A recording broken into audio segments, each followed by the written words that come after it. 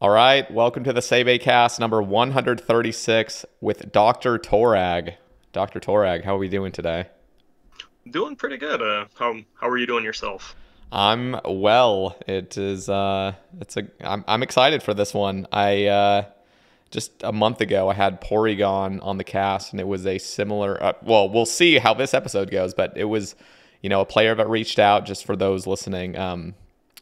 And they are very passionate about the game. You sound very passionate about the game. You have your points that you want to talk about, and I'm excited to hear your ideas. And maybe we can see if there's anything that's like some diamonds in the rough or something that would be Yeah. really good for the game. So I'm excited. Yeah, sure. I hope to talk about some things, just about balancing the melee and magic. Talk about directions for a new prayer book, where they could go, what I think was wrong with ruinous powers, um, bad luck prevention, and then just some skilling ideas or thoughts about the current state of it. So Perfect. should be fun.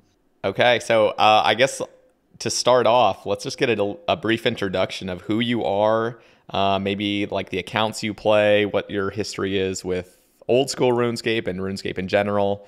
And yeah, I'll just have you talk about it for a sec. Sure. So I'm Dr. Torag. You might see me as Kisame Fish Fry, depending on where you see me. Like that's my name on YouTube. So if you see me in the comments, that'll be it. Um, but I actually only play Iron Man. I don't have a main, and I do have a group Iron Man, but it's pretty inactive as that group is pretty inactive in general. Um, I actually I played a lot like back in like elementary school. So I think you were supposed to be 13 at the time, so I guess I was breaking that rule. But 2005, 2006 played a good amount. Um, I got full ruin armor, and then I died in the Kramja volcano and cried, and then I quit. So, um, Oh God. And that was back. yeah, Oh yeah, that was back with the 2 minute timer, right? yeah. So there was What? just So I actually remember this. There's spiders in there, and back in the day, it felt like, at least to me, being like, I don't know, like 10 or whatever. It's like you train combat, you fight like the strongest enemy you can, because that's like what makes sense, right? So like as soon as you get your combat level up, you like try to find like the next strongest enemy that you can like fight without dying. And of course, I don't know what like protection prayers are or anything. I'm just dumb. So get into the Kramja volcano. Um, I'm getting beat up by these spiders, and there's some other guy there training on spiders, and I'm like, and then he's like, let me hold your stuff for you, so then, you know, like your three most expensive things, right, and then hmm give me the rest of it, and then I'll give it to you back when you come here, and then you won't lose anything. And I'm like, oh, that's a great idea. So of course, I died, keep like the weapon, plate body, plate legs, and he's like, nah, you're a noob, and then logs. So Oh God. that was nice. It was But pretty brutal back then, wasn't it? I mean, oh yeah, definitely. like people, I mean, this was like in early internet days and you would still get those just absolutely ruthless individuals. Yeah, I remember to get that rune armor, I came home after school every day and I picked flax. Those were the good days, and sold all the flax for the rune armor. Okay. So wait, let me ask you this because I know Yeah. picking flax technically isn't really a skill, but what were you back then? I always like to ask this. Were you a miner, a fisher, or a woodcutter? So, I always thought, at that time, um, I always thought the way to go was smithing because rune armor was like pretty expensive, pretty valuable back then. Hmm. You could make a lot of money selling runes. So I'm like, if I could just get my smithing up, like sell adamant or rune armor, I could make so much money. Um, but I don't think I ever had like any skill like over level 50. I just like really had no clue what I was doing Yeah. back then. Yeah. Yeah. But Yeah. but I really liked the idea of mining smith. Yeah. Yeah. Okay. Okay. So at heart, you kind of lean more toward mining. Yeah, and I tried to. So when I made my Ironman a few years ago, I don't remember if it was 2019 or 2020. I think it was 2020. Um, I wanted to go back to that and do more mining and smithing, but as that progressed, it became apparent that that wasn't a very good route for sustaining the account. Mm-hmm. Okay, so 2020. It sounds like, yeah, you made your Iron Man. And how did you get reintroduced back into the game? So I had a friend who played all throughout, I think from like middle school all the way into college. Um, and he was like, they're coming out with Group Iron Man soon, which I mean, it took him a few years to get there, but it was like, let's make some Iron Man accounts, and then when it comes out, turn into Group Iron Man. And so I'm like, all right, I'm in. Let's get back into RuneScape, and I really liked it. Back when I played, I was there for, I think Hunter had like just come out, and I was there for like the start of construction, or maybe like vice versa, like the launch. Um, and I had no idea, by the way, what I was doing with like construction or like farming. Um, the farming was great. I literally sat there for like an hour and watched the onions grow. Um, but Farming was the most confusing skill. Even when I started old oh, school, I had no idea definitely. how to farm.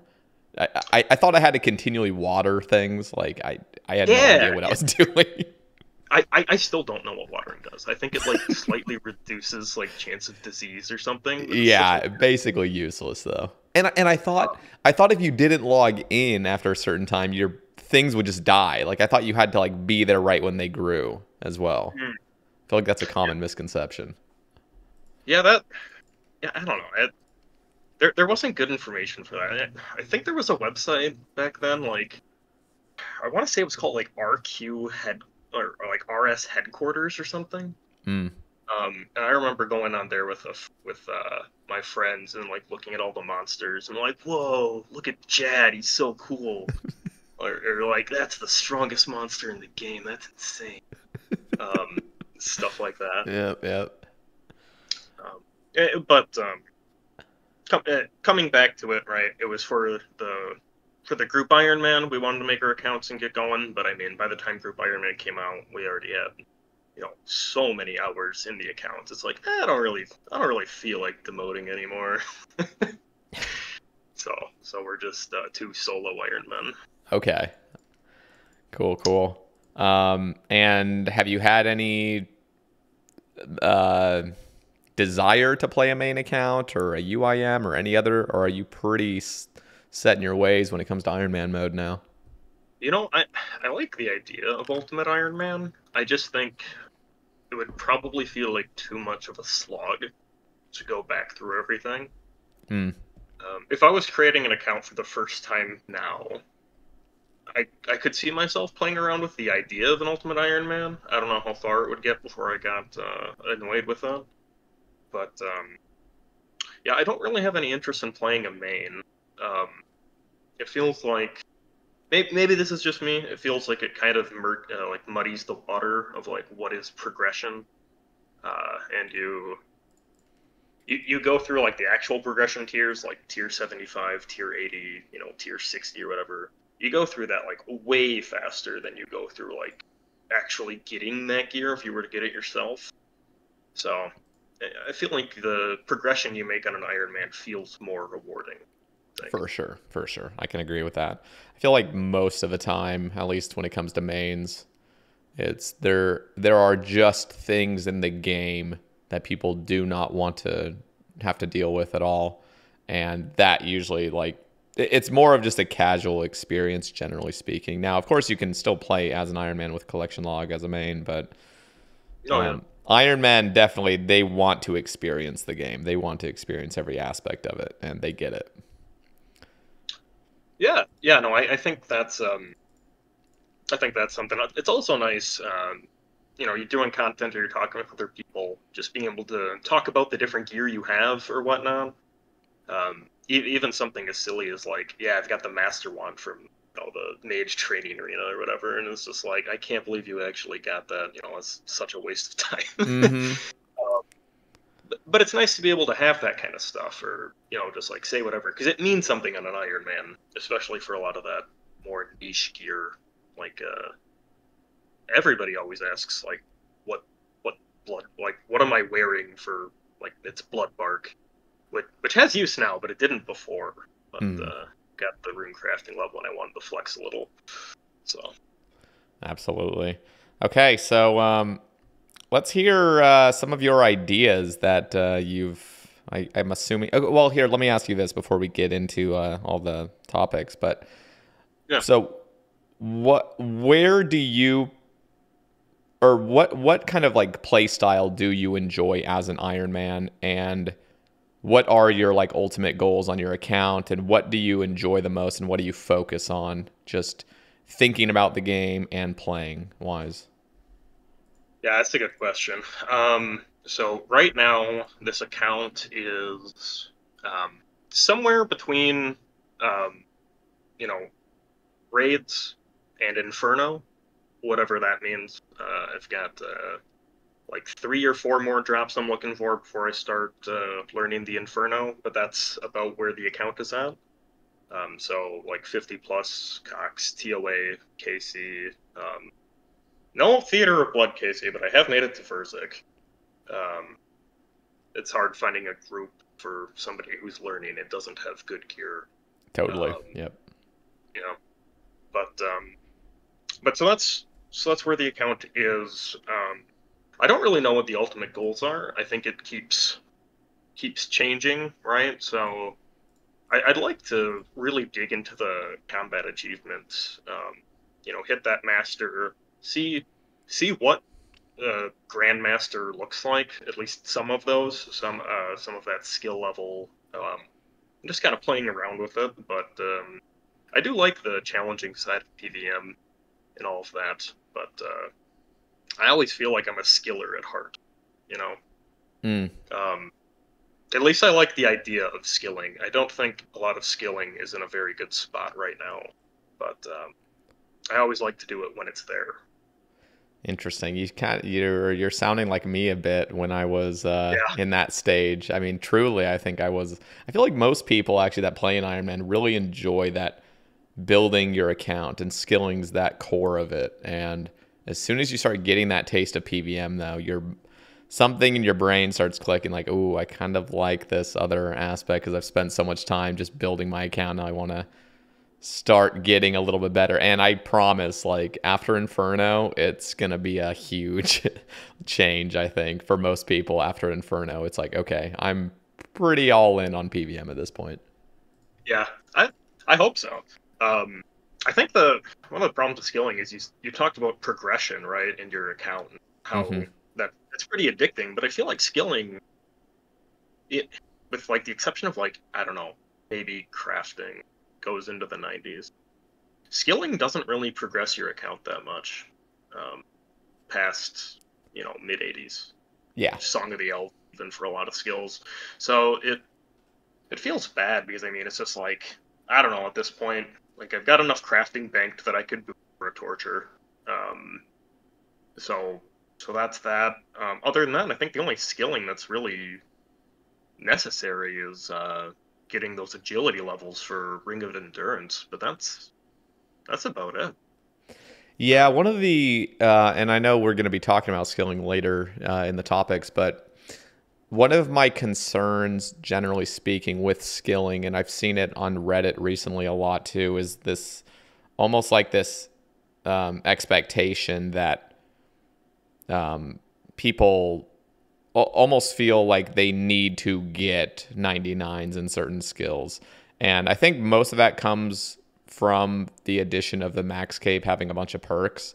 So it used to be in the early days of this game, I mean, there was no need to skill. In order to get a quest cape, you needed like 50, like level 50 in most skills, and that was enough.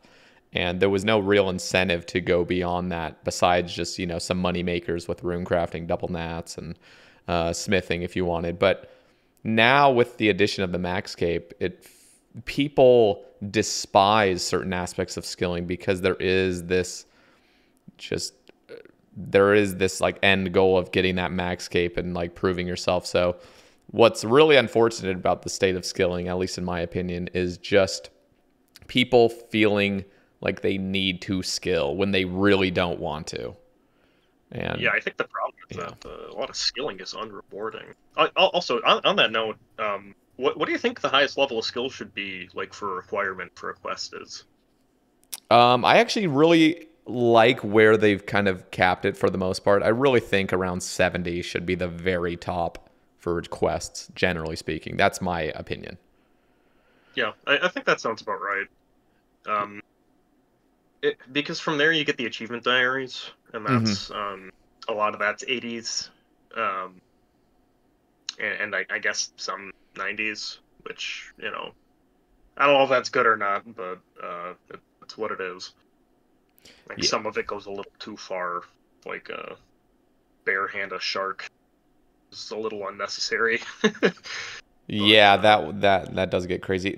I mean, at least for the most part, well, here's the problem. It's like if you're going to have perks and like have a max cape and stuff, then you really like the team and the community, like we have to really address the fact that okay, we're doing this, we are offering some crazy incentives, and but in order like if we're going to have these incentives, we have to stay true to what skilling is, and we can't make everything super, easy. Like for example, I know there's been a lot of controversy over just mining and stuff.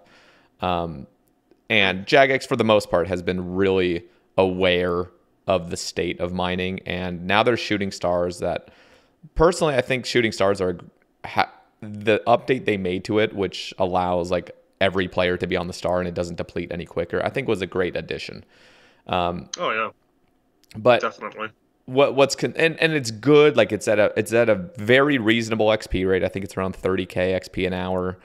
You still have to be at your computer. You can't just be gone for 6 hours, which I think is also great. And you're building up some Stardust, which you can sell for gems. And apparently, I read some Reddit posts where like if you were to do 1 to 99 doing star mining, you would profit like 120 or 150 mil just from all the gems Jeez. if you were to purchase all gem packs, which is pretty substantial. Yeah, that's not bad Yeah, considering the intensity is so low.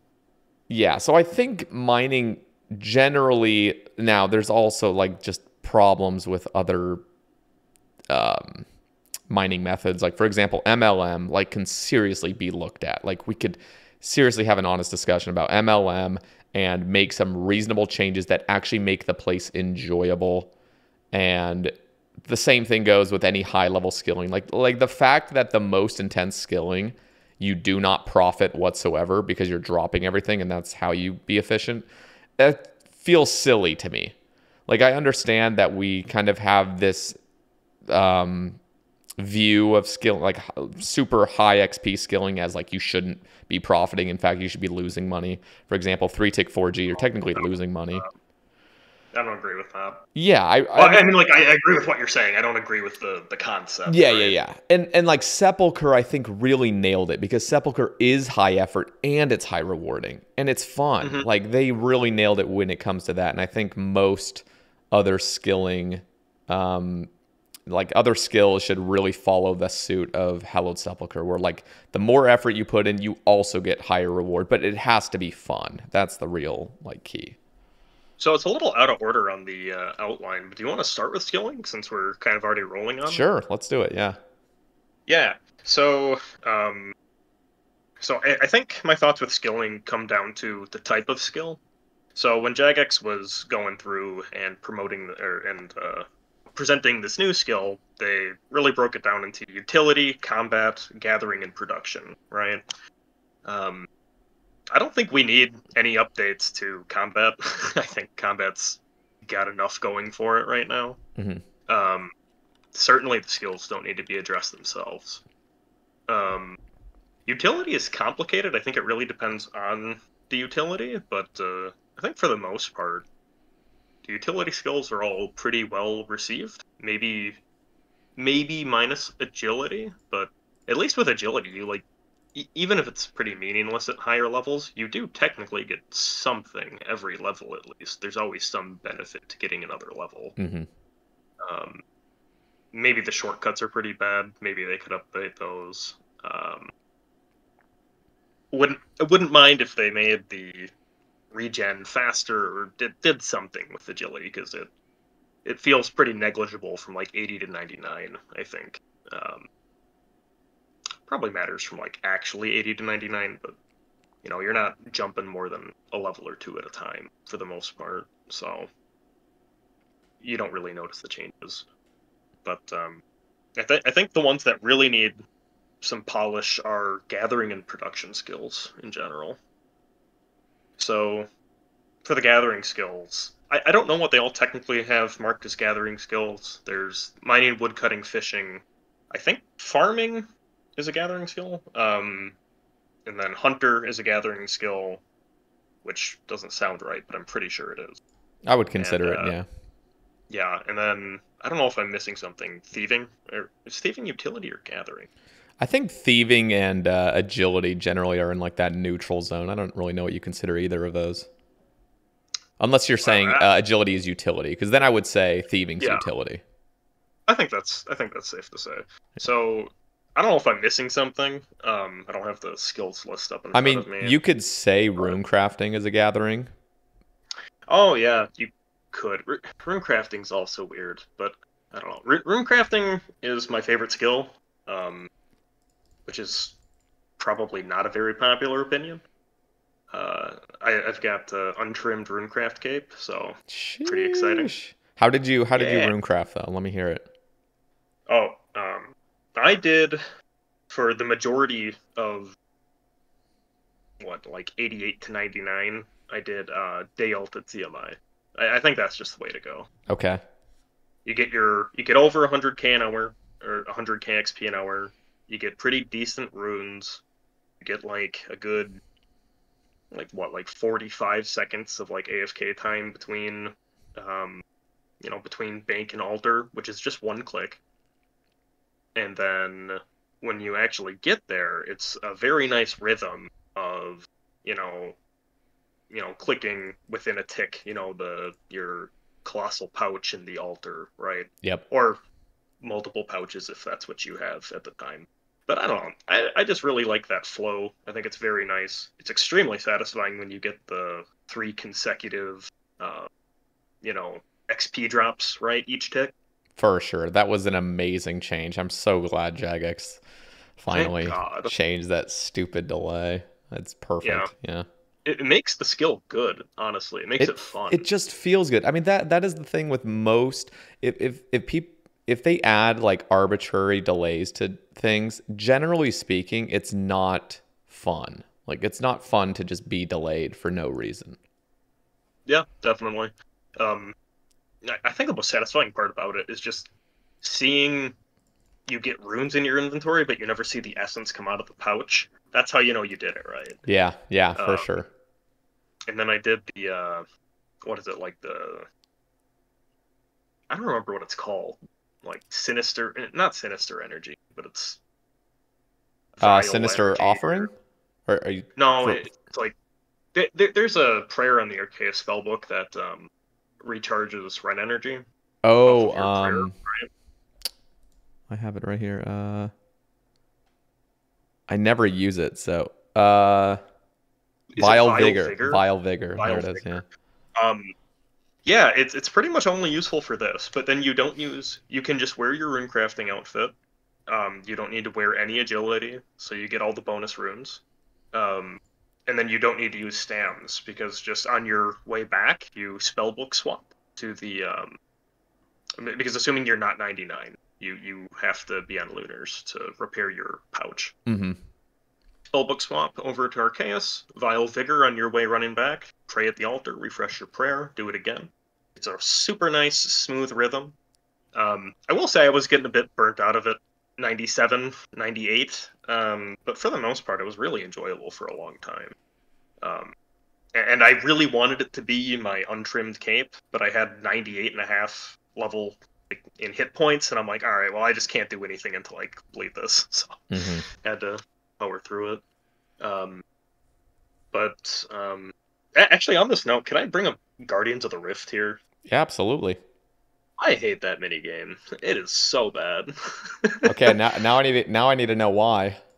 Let's hear it. So, um, so when Guardians of the Rift came out, you could do it solo, and it was okay. It wasn't a great solo minigame, but you could do it.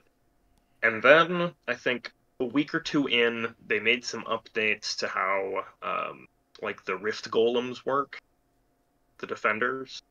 And after that, if you do it solo, you basically spend the entire time just charging portals and the guardians, and then you make like 2 or 3 like runs to an altar, and that's it. That's all you do the whole time. It's terrible. Mm. It takes like 10 minutes. It's not bad XP. You get like max points, but it's really stressful. And also, if you just get unlucky with the altars that are offered to you in the first like couple minutes, you just lose. Mm. Like if you can't make your like overloaded golems or whatever, you lose. Um, but the reason I hate Guardians of the Rift is because, oh, first of all, you lose probably 20% of games, I think, just because your team is bad. Yeah. And that was, this is on Jagex, by the way. They designed it so that the best way to play for yourself, and so to get points, is to basically sacrifice the team. Yep. Because there's that like giant essence mine off to the side, and heaven forbid if people can start the game in there, because if they can, half the lobby goes in there and they mine the essence. They don't charge any guardians at the start. They don't charge any portals. And then so what happens is even, and I've tried this, you cannot as a single player actually repair the gates and make golems fast enough to defend the first initial wave from the abyss if you're in a mass world. Mm. So then people aren't doing what they need to do. There's not enough people actually taking care of the early game stuff because everybody's going to the giant essence mine. So then you lose on the first wave. And it very, very, very painfully lines up with the fact so that the giant essence mine opens then at the exact same time you die. So then it happens again and again and again. I mean, I've probably lost 4 games in a row just off of this happening, and there being this constant loop of people entering the giant essence mine at the end of the game, because that's how it lines up. Mm. Problem is though, that's the best way to do it. You get to sneak like an extra inventory by doing that. Yep. So just make it so you can't do that. The game would be much better. But I think the real reason I hate Guardians of the Rift is because of the reaction to people. The reactions of people, because I like runecrafting, right? So then they release Guardians of the Rift, and then there's a bunch of people that have never actually runecrafted before, right? They've done like, I don't know, when they were like level 18, they did like 20 minutes of like earth runecrafting, and they're like, wow, this is the worst skill ever. Mm-hmm. And then they're like, oh my god, thank god Jagex released Guardians of the Rift. They completely saved runecraft. Yeah. And then you go and you do Guardians of the Rift, and it's all you're doing is replacing the bank with the little like desk or whatever that you craft the essence at. Yep. And then you don't know what altar you're going to. Other than that, you're just doing rune crafting. They didn't fundamentally change anything about it. Yeah, I mean, so one of the things is, I believe, basically, I think what they failed to address in that minigame, just how the minigame runs, is like there's a point at the beginning of the game where it's very easy to fail, and you could just have, Yep. like what you said, like 1 in 20. And I feel like that is the flaw with it, is like the fact that you fail so early on, where like most PVM encounters, for example, it's like it's easier and it gets progressively harder. So it would be more appropriate if toward the end there is a very clear objective, like, hey, this is like everything's breaking down, like really buckle up, guys, because now everyone is kind of in the middle, just kind of being sporadic, and we're seeing like the health drop. So like toward the end, if that was how you fail generally, that would be a lot better instead of like it being basically at the beginning. And if it's as long as you could pass the beginning hard, difficult part, then the rest is easy sailing. I feel like they kind of flip flop that in a sense, and I feel like they could kind of rebalance it to make it more difficult toward the end. Although that would be more punishing, but as long as there is a clear objective of how to save yourself from not failing, I think that would be the way they should have designed it. Yeah, there's a lot of things they could do. Just making it so that the best thing to do is to make strong guardians and to upgrade or to like maintain the barriers. Like, if that was just the optimal way to get points, I don't think there'd be a problem, but it's not. So you do it because it's what you're supposed to do, but like technically speaking, it doesn't really benefit you to do that. Yeah. So if enough people in the lobby have that mindset, you got a problem. I'm generally okay with Guardians of the Rift. I think my only like main gripes is that, and this kind of happens with any mini game that's released, is you shove all the rewards into this new thing, and then the rest of rune crafting kind of just feels lackluster. And it was kind of the same with Sepulchre, where it's like we pimp out Sepulchre so hard. At least, Sepulchre has a very high skill ceiling, and there's a lot of engagement and fun to it. So I can't really have too many gripes against that, but it does feel like everything was flooded into Sepulchre, and now the rest of agility kind of seems lackluster. And I think that's I don't know, kind of my problem. To be fair, most of the agility outside of Sepulchre is rooftops, which I think most people agree is not very fun. Yeah, it's not. No, that was back in the early days. Like that, rooftops were literally made at the end of 2013, and I mean they had like a 5-person dev team. So just come up with anything you can, dude. You know what? Like speaking of rooftops, I really hope in the near future they just pimp out rooftops a little bit more, where the animations look really cool, where like you're jumping from roof to roof, and instead of it just being like some weird, just the shittiest animation possible, I really wish they could like go in and make some really great animation. You know how like in I think it's the Canifis course where it looks like you're pulling a Harry Potter and like pole vaulting. The pole vaulting. Oh like they have the assets and tools to make a really cool looking pole vault where your dude actually just launches. Like they have the tools, and I really think they could revamp that just animations wise. They could make rooftop just seem cooler. I don't know if, well, first of all, I don't know if people know what they want, but I don't know if people would want it to be the same intensity, more intensive, less intensive. I'm not really sure what the people would want it to be, but if they actually did go back and update rooftop, I would hope they would add something to it to make it a little more enjoyable than just the animations.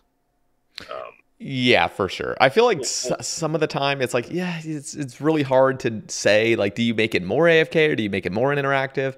I feel like at this point, rooftops really could just kind of stay the way they are. The only thing I would actually say is maybe, and you're going to have to push back if you disagree with this, but the most aggravating thing about rooftops is failing when there is nothing you can do about it. Like there's just a percentage of failing. I feel like failing obstacles is very bad gameplay, and it goes and it's with any shortcut around the game. Like getting to the fucking lighthouse and having to cross those like hexagonal rocks or whatever, and you're just failing nonstop. Like, oh my dear God, who designed this? So there's like those 3 little rocks between, it's like the Champions Guild and Draenor Manor. Mm-hmm.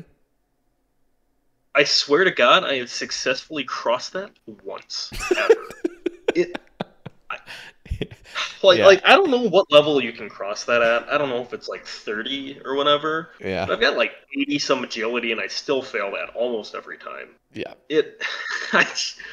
Why? You know what's really crazy is the wilderness agility course. Yeah. Even at 99 with a max cape, you will still fail. I'm like, come on, let's just go into the code and fix this. Like, why is it? You are a master of agility, and you're still failing this level like 50 course out. Like, there's just fundamentally things that we could just look at real quickly, fix the code on it, and also just going back to shortcuts across the game. Like, shortcuts need to Yeah. be short. When you have to click the individual pebbles and it takes 4 ticks to animate your guy going to the next pebble, like, holy fuck. Like, just make it so you click one of the pebbles and your dude zooms across it quickly. Like, we need to get to that point. Yeah, I you know what you could do? I don't know if this would make people too mad. You make it so that the higher agility level is, the faster the animation goes. Yeah, no, that would definitely be the way to do it. Instead of having any fail rate, just make it so the lower you are, the slower it goes. But don't make it aggressively slow. Just, maybe a few ticks. By the time you get to 99, it speeds up. Oh, you know what the worst shortcut in the entire game is? Tell me. Well, there's a lot, but the one that bothers me the most is in Shiloh Village. There's that little rock, like between like the gem mines and Duradel. It's like right in the middle, Mm-hmm. and you need to complete. You need to complete I don't It's remember. the I think elite it's diary, I'm pretty sure. the elite diary. I Okay, think it was the elite for a while. I so don't know if they changed it or not. they might have changed it to hard, but I Okay. don't remember because I got the elite diary pretty early because I I was really interested in the idea of like doing red dragons and like banking all their hides, and it absolutely did not work out how I wanted it to. But that's one of the elite diary things that you get noted dragon hides. mm, But when I did that and I got to that rock, it has a level associated with it to like clear it. And it just makes absolutely no sense given like the diary restriction on it. I almost want to look that up now. It's so dumb. First of all, it's like literally slower than just taking the bridge and like walking there. yep. You can just teleport to Duradel. There's no need to ever use it. I know. Yeah. Eh, Maybe it's not that one. Maybe there's another one. There's some rock where it's like it has like a level like 40 requirement to use or something, but then you also have to complete a diary that's like level No, 60 I'm pretty sure it's the Shiloh Village one. And I'm not Terrible. I'm not positive on this because I literally have probably used it twice, but for some reason in my head, I thought you could only cross it one way, but maybe I'm just delusional. Ooh. I don't know if that's the That case might or be not. right. Maybe the real power is that there's fly fishing spots on that river, right? So quickly get to the fly fishing spot sooner. Maybe that's Yeah, yeah, the true power level of that shortcut. true. Yeah, the Um, other concern I have with some shortcuts, like this mainly is Sepulcher, is like you have these grapples and mhm. they just haven't properly coded the grapple. So your guy like does like a double step to the Oh side and my all god. I like I I let's just speed this up. Like, can we just click the grapple and your dude instantly like magnets across within 2 ticks? Like, just let's speed this shit up. Like, nobody wants to look at your guy just yeah, going crazy. Just you like walk all the way over there. You go like one tick to the right, then like back a tick from it, and then you do the grapple. and your dude loads up I mean, the whole process is like genuinely like 5 full seconds of just come on. Like, that is one of my concerns with shortcuts in general. It's like, let's just speed up everything. Like, let's just go, go, go. Like, the point of it is the shortcut. Go faster. Honestly, grappling in general just sucks. I don't know if there's a single spot in the game where grappling is not. I don't know if there's a spot in the game where grappling's like actually useful. The only spot is the just getting to Armadale because you're forced to use the grapple. That that's true. That's But true. no, you're You know right. what's You're right. bad about that spot specifically? So I thought I was being really clever because I saw that the hollowed grapple works as a Saradomin item. So I'm like, oh, this is brilliant. I can use the hollowed grapple in my ammo slot, Hmm. right? And then I don't have to swap anything to, when I'm going to Armadillo, and I get Saradomin protection while I'm, running through God Wars dungeon. No, you can't use the hollow grapple outside of Sepulchre. So dumb. So dumb. Why? What? Like, what's the point of that? Why even let you like equip it? I don't know, man. No, for sure. That is so dumb. They coded that it gives you protection, and then and then you ah man. Yeah, no, it would be cool, and this is also something I advocate for is like Mm-hmm. it would be cool to have a tool belt and Oh yeah. just shove a tool belt in your ammo slot or something, and it has, you know, your spade, your knife, your chisel, your grapple, your crossbow, even like just everything can like fit in that tool belt. And so you're going around the game and just go to every single myth grapple shortcut and just make it so you click it, and as long as you have the necessary things in it, your dude animates and instantly crosses. I mean, one of the most pathetic things is like crossing Falador with a myth grapple, which is absolutely pointless in every situation possible.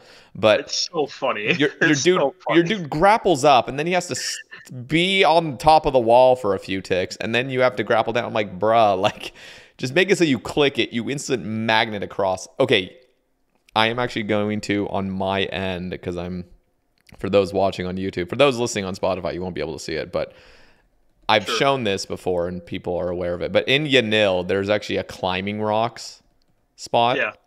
And when you click it, you are instantaneously put across to the other side. There's no bullshit. Now, obviously, it just looks like you teleported, but that's exactly what everyone wants. They want a way to just get across, have it be short, and it doesn't really matter the animation. You could add an animation, but it's really just unnecessary. Yeah, just make it a. If you can make it not look stupid in a one tick animation, go for it. Yep. But that's what people want, one tick. For sure. If people need to like pull out a spreadsheet and do math, like, do you save enough ticks by doing this instead of running around? I mean, then it's a problem. It shouldn't be close. Yeah, I agree. So, we haven't really talked about the gathering skills much here. And so I think a lot of gathering skills are in actually well, maybe not a pretty decent spot, but they're not in a terrible, awful spot. I would say Hunter's borderline in a terrible, awful spot, but I think the new like food they're adding is pretty interesting. Mm-hmm. It's at least worth seeing where it goes, but if there's like actually a renewable resource that you get from getting Hunter levels that you like replenish and use frequently, then I think that's good. I am a little concerned with Hunter being completely wrapped up in gathering utilities for combat. I don't necessarily like that. But in general, I think it's okay. Right? Because the only things you ever use Hunter for, there's implings, which, I don't know, implings are kind of weird. Hunter may as well be the impling skill with its current implementation. There's Chinchompas, and then which is a combat item exclusively, and then now they're adding the foods and like the moths and the potions and whatnot, which is also going to all be combat. Yeah. It would be nice if the skills had an identity outside of combat, because that's where you're getting the people, you know, like, I just want to do PVM. I don't want to do the skilling. It's like, yeah, because it feels like a chore, because it's things you have to do combat. But with the other gathering skills, I think fishing is in the same thing. As long as you're willing to say it's okay because it has some use, right? Then it's all right. Farming's pretty good. It's pretty much a gathering skill for herb lore. There's very few exceptions to that. But then you've got woodcutting and mining, and I think woodcutting and mining are really, really bad right now. They just essentially have no use. They have no value. But I like what forestry did for the mechanics of like updating trees. And I know you don't like the Toontown mini games. Mm-hmm. It's just the events I have a problem with, because I really feel like they just went too far and they made it convoluted, where really in my mind, what needed to happen was change tree mechanics, go in and see the trees and just make appropriate balance changes. Like the fact that you're getting 25K woodcutting XP by chopping a magic. Like, what is that? Like, we just update it, just make it better. Like, make it better and just keep woodcutting as its core identity as just sitting at a tree and cutting, and make it so when you have friends cutting nearby, it gives you a tiny little boost. So you're encouraged to chop with friends. And if you want to sweat, you can also do some tick manipulation. Like that's all. I mean, I just feel like the events is just stupid. And I know people have a good time with it because you're just getting absorbent amounts of XP for just the weirdest Toontown stuff. But yeah. Have you done like a lot of the forestry events? I did forestry for about like 3 to 4 hours total. And okay. Did you do the bee event? Yeah. Where you run around and pollinate the flowers? Yeah, and you just try to find them. I don't know if you ran into a situation where you have two flowers that are next to each other. Yeah, that was nice. You don't move. See, that's fun. Yeah. It's a perfect. You click every other tick on these two spots. It's very smooth. It's nice. Yep. I don't mind it. Yeah, the bee one was a little bit annoying because in most situations when you get the XP drop, that's when you can move. But in the bee one, it's like you had to wait an additional tick after the XP drop showed to move, and that was just so unintuitive for me. It's unintuitive, but I think when you get it down, it feels nice because you just watch that one inventory slot for if the pollen shows up. Yeah. It's not a big deal, but if they were to add events, like I wish it was just one event or maybe two, where it's like, okay, a little evil tree comes up and maybe there's two of them back to back where you're doing the 2-tick motion back and forth and you just stand here and it's all good. Just something very simple that still feels like you're chopping a tree. It's just some evil one or something and you get a little reward afterward and you're back to doing your thing. But I just feel like, and now they're adding more events. I'm like, oh my God. Like, I feel like it would be, I feel like it would be better if there was like a forestry area. Yes. Maybe that's wrong, but if they were, I'm okay with them going. Like, I think the events and how now every single spot in Gielinor has these events, like, I think that's just, they went overboard with it, and it feels like the entire skill got revolutionized, which is strange. If they were to have had events, like, you could have just made it so the events are in, like, the Woodcutting Guild or something like that. But, yeah, I feel like across the board, it's, oh, my God, like, I try not to think about it because I just am not a fan of events ever. You know what the worst thing is about the forestry update? What? They revolutionized the skill and it's still terrible. It's like just woodcutting doesn't do anything. Well, okay, listen to this. This is a little idea I had, and this is obviously coming from the Ironman mindset. Sure. But what would have been kind of cool, in my opinion, is how like most crafting generally for Ironman is just go get a bunch of buckets and go to the quarry and mine a bunch of sand and make that and then blow glass. Yep. Okay, see, and you also know how arrow shafts, if you fletch them, like a normal log gives you 15 and then every other tier just gives you a little bit more. Super weird how that works, by the way. Very weird, but at least it kind of makes sense. Like the higher log, the more you're going to get.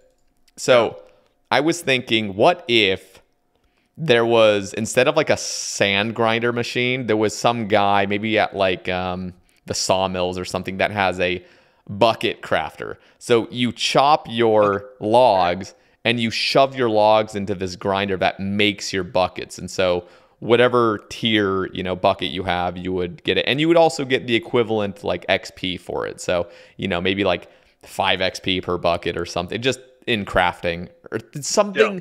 Or even you could bank stand and just use a knife against a bucket. The problem is like you'd want to get more buckets, not just 1-to-1. You'd want to get like a significant amount of them. If you're making redwood buckets, like it wouldn't make it a redwood bucket. It would just make it so like that bucket's now like 10 buckets instead of 1. And Yeah. I was thinking, yeah, I know that would like completely change the meta around and people just want to buy their stuff, but Do this they? would it's hard because what we see is when there is a shopscape meta to things, in order to Yeah. remove it, people demand that it has to be faster than what that shopscape method was. Do you know what I think the worst shopscape method is? What? I've got so I'm in an Iron Man clan. Um, I've got a lot of people that insist on buying raw sharks at Piscarillia. Hmm. I hate that. I hate that so much. 'Cause it's like fishing's not a bad skill. You get decent resources. It's not very fast, but like you can do it, Mm-hmm. right? But then people shopscape the sharks, and it's like, well, I can't really argue with it. They're getting like 1,000 sharks an hour. I can't do that. Fishing them or doing minnows or whatever. But it's like, I, I, I don't like that. I don't like that. That's a thing you can do. It doesn't feel. I totally agree with you. I think this is my own opinion, and a lot of people don't share it, but it's really just get everything away from shopscapes. Make every shop local. Now, of course, this would have to be incremental changes. I'm not saying just obliterate everything right now, but find appropriate ways where, okay, currently, like there's minnows, which feels like some weird like mini game where you just get noted sharks eventually, but Yep. like just look at normal shark fishing, and like there's a way to two-tick sharks on Ape Atoll, and like just make the rate just a little bit higher, like make it so you know you can actually fish sharks and feel good about it, and have a way of banking it a bit easier, and just like go in and honestly have a discussion about like what can we do to make skilling feel very balanced, and every method kind of has its place. I mean, I was also talking about like big net fishing like years ago, where like big net fishing is entirely useless, but you could have a Oh, use for it with what do very. you even get from that fishing? I don't even remember. So wait, sorry, what was the question? What do you even get from big net fishing? I don't You even get a remember. variety. You get big sea bass, um, and just a bunch of other random fish like cod and I think mackerel. And then you get That's boots terrible. and caskets that give like they're like the like really shitty caskets that give like a sapphire like 60 GP. Oh, okay, Um, that's terrible. All and I right. was just thinking like, dude, this is so ancient. Like, let's just go in, address the rates a little bit, maybe make big net fishing the best way to get clue scrolls from fishing. Like something where it's like, okay, I want to fish, but I want to get clue scrolls. Like, okay, this would be kind of like the clue scroll method of getting it. And Hmm. maybe have some really cool rare you could get from it. Like you're digging up a bunch of trash from the bottom of the sea with your big net and you pull some like, I don't know, rusty harpoon that you could repair and make it into a dragon harpoon, like, or just, you know, maybe it doesn't need to be that, but just something that's like Yeah. genuinely valuable and it feels cool to get. And I Yeah. don't know, No, I agree. there's just so many spots where if we just took a little look, had some sort of council that discusses what could be very Sure. well balanced, like we could fix so many rates, and then we are not under this obligation to come out with another just mini game that dominates the scene. Have you have you done much drift net fishing? Um, I do not like drift net fishing at all, but I have No. done about a couple hours of it. So I kind of liked it. I feel like I did it trying to get working up to 85 fishing. Hmm. Um, I thought it was pretty good. At least for when I did it. I didn't do it for more than a couple hours. So what do you You like get the method or do you like the XP you get from it? I wish the method was a little more consistent. The XP you get is good. Honestly, you get pretty decent drops too. Like when I was done, you get 400 manta rays, several hundred sharks, several hundred sea turtles. It's good food That's cool, yeah. compared to like normal fishing methods, at least. I feel like the method, like I appreciate, like in theory, drift net fishing seems really cool, especially for an Ironman. Like you have to go get the jute fibers, Yep. and that's really cool, and it's like enough to make it so you kind of have to keep up on it a bit, but it's not crazy. Yeah. And the rewards are nice, the XP is nice. but the method itself, I just could not find a rhythm to it. And I understand, you just kind of go back and forth and fill these things, but it's like There isn't really rhythm. Yeah. yeah, it felt like I'm kind of just spamming around and just like I don't like that. It kind of reminds me of aerial fishing in a sense where you're just kind of like spam clicking spots and it's like it's getting Aerial fishing is. It would be better if it was about 10 times faster, I think. It's so slow. aerial fishing would be cool if your bird traveled at like a speed where it doesn't matter how close the fishing spots are. I know that would kind of fundamentally change. Mhm. Like you want to get the closer ones, and that's the purpose of it. But I don't think many people would care if aerial fishing was fundamentally changed. it It's would not very good. it would be so cool if you click a spot every 2 ticks, and you just go around and you click every spot in 2 ticks. It's like boom. It's kind of like a 2-tick fishing simulator, but you're clicking on different spots, so it's a little bit more challenging. And then make it so isn't it like when you're cutting the fish, like you can only cut one every tick or something? It's something like really odd where you can't spam them or something. I think you can. I think you can spam them. Okay, you can't. Is it just I think so. They might have changed it. okay? Kind of recently. I can't remember. But yeah, something where I think the consistency of it, like if it wasn't like you click and your eagle has the animation and it's like, oh my God, like it feels like I'm glued to this spot and I can't do anything. I feel glued. There's something like just off about it. I feel claustrophobic Yeah. a bit doing that method. I don't know. It's really hit or miss because sometimes you get a bunch of spots next to you and it feels pretty good because you get to like 2-tick all these spots next to you. But then other times you just keep running around like a chicken with your head cut off, Yeah, and there's yeah. all these spots. You never get any of them. You miss the spots. They don't appear just right. You click a tick early, and then it takes like an extra like 2 ticks or whatever. Yep. Um, I don't you go down to some other spot, nothing appears. You have to run back.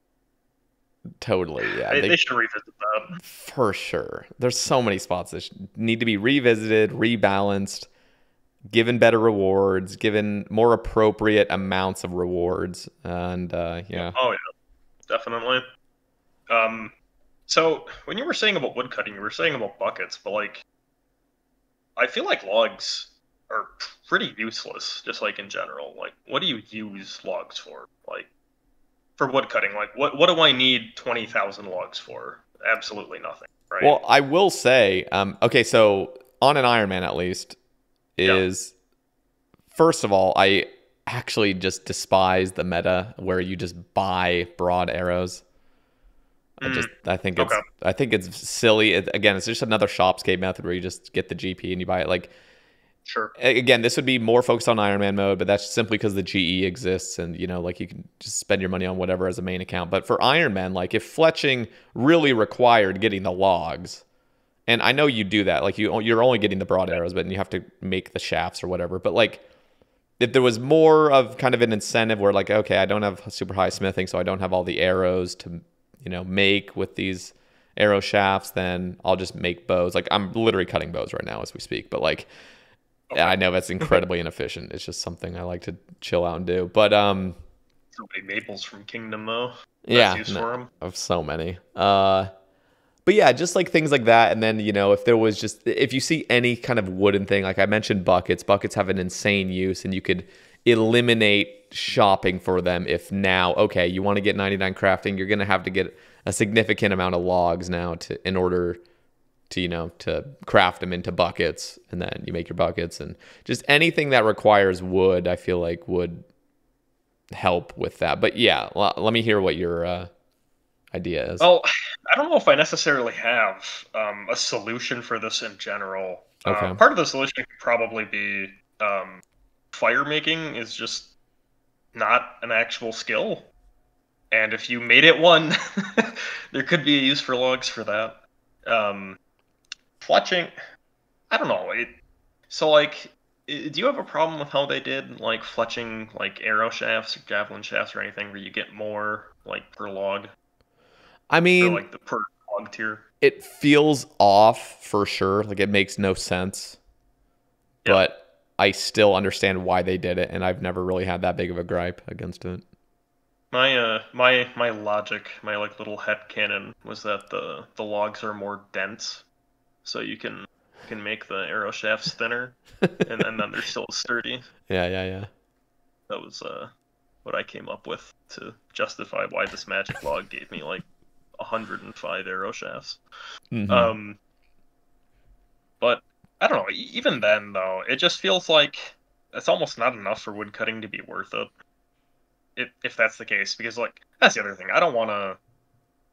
Nobody wants to like. Oh, I've got a Slayer task that's gonna. I've got to kill 200 black demons or whatever.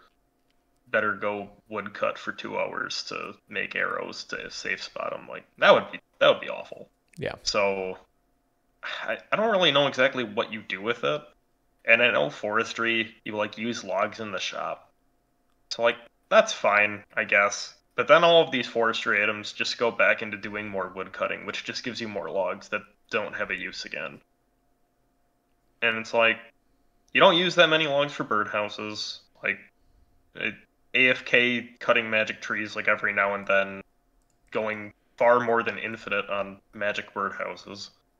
Um, Let me so just fast. say a few more Yeah, things, I guess, that are just coming to my yeah, mind go right for it. now. Is like, okay, so you know how hot air balloons require logs to use around the game? Yeah, yeah, First of all, make it so maybe each hot air balloon. Well, first of all, fix hot air balloons. Like, just make it faster. Just sure. boom, you're there, and add more locations potentially.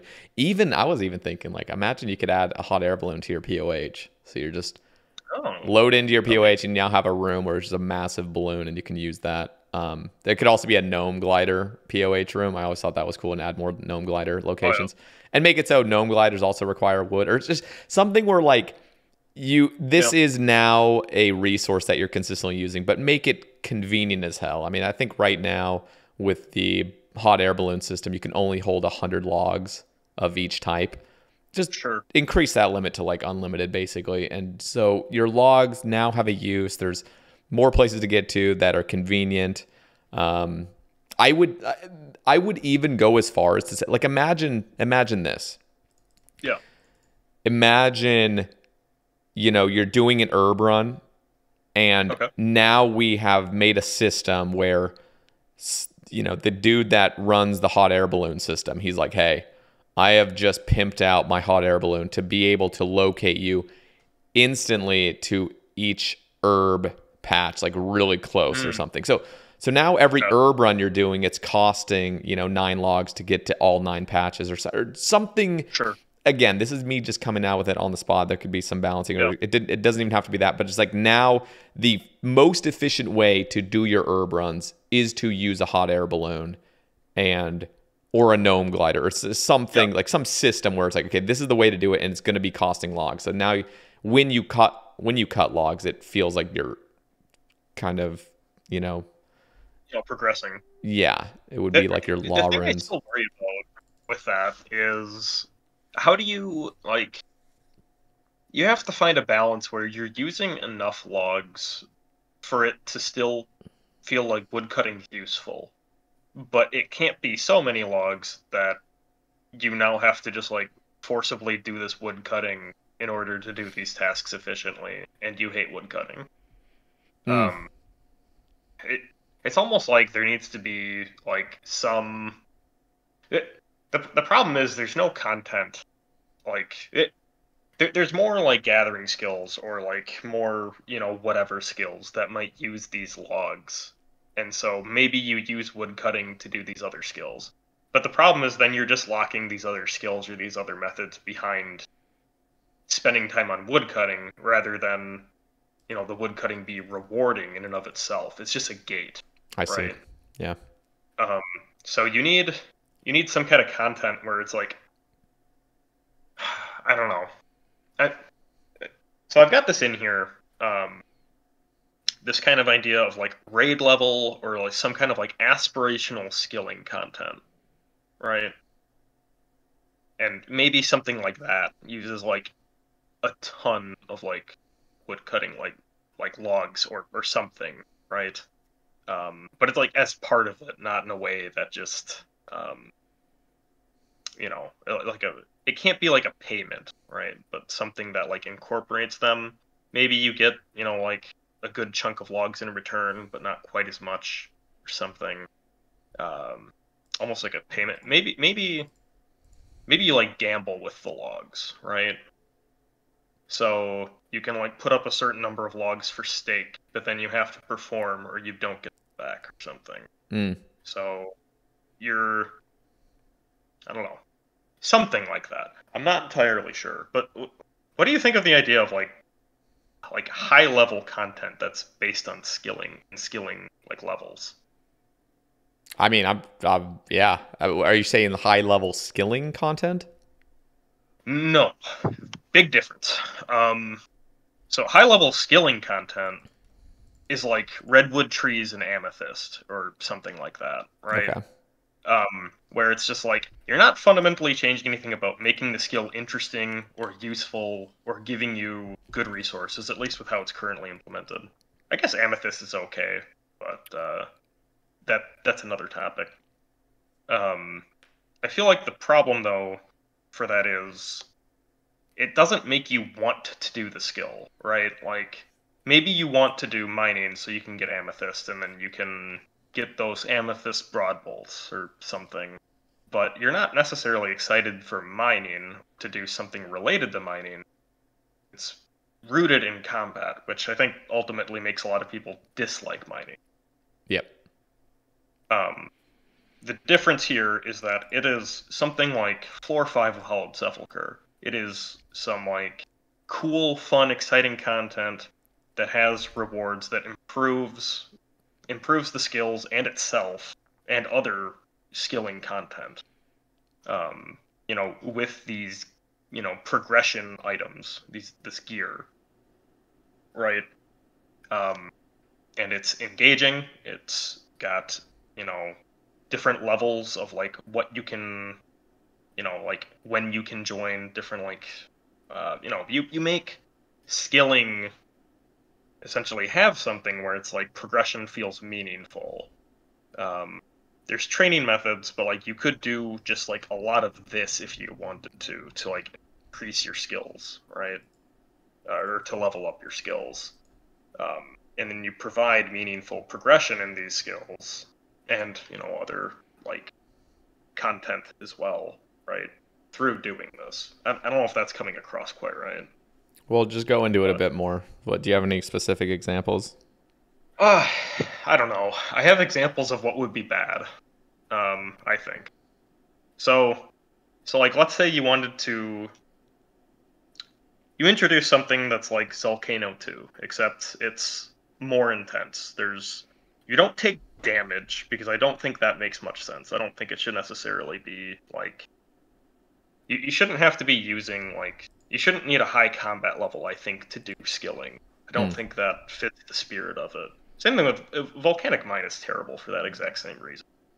Um, but you make it just so that there is you don't like literally die and lose your drops because that's barely a punishment in this game unless you're a hardcore Iron Man.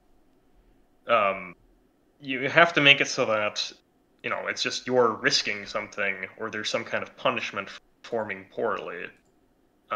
In terms of like like the rewards or time spent or something.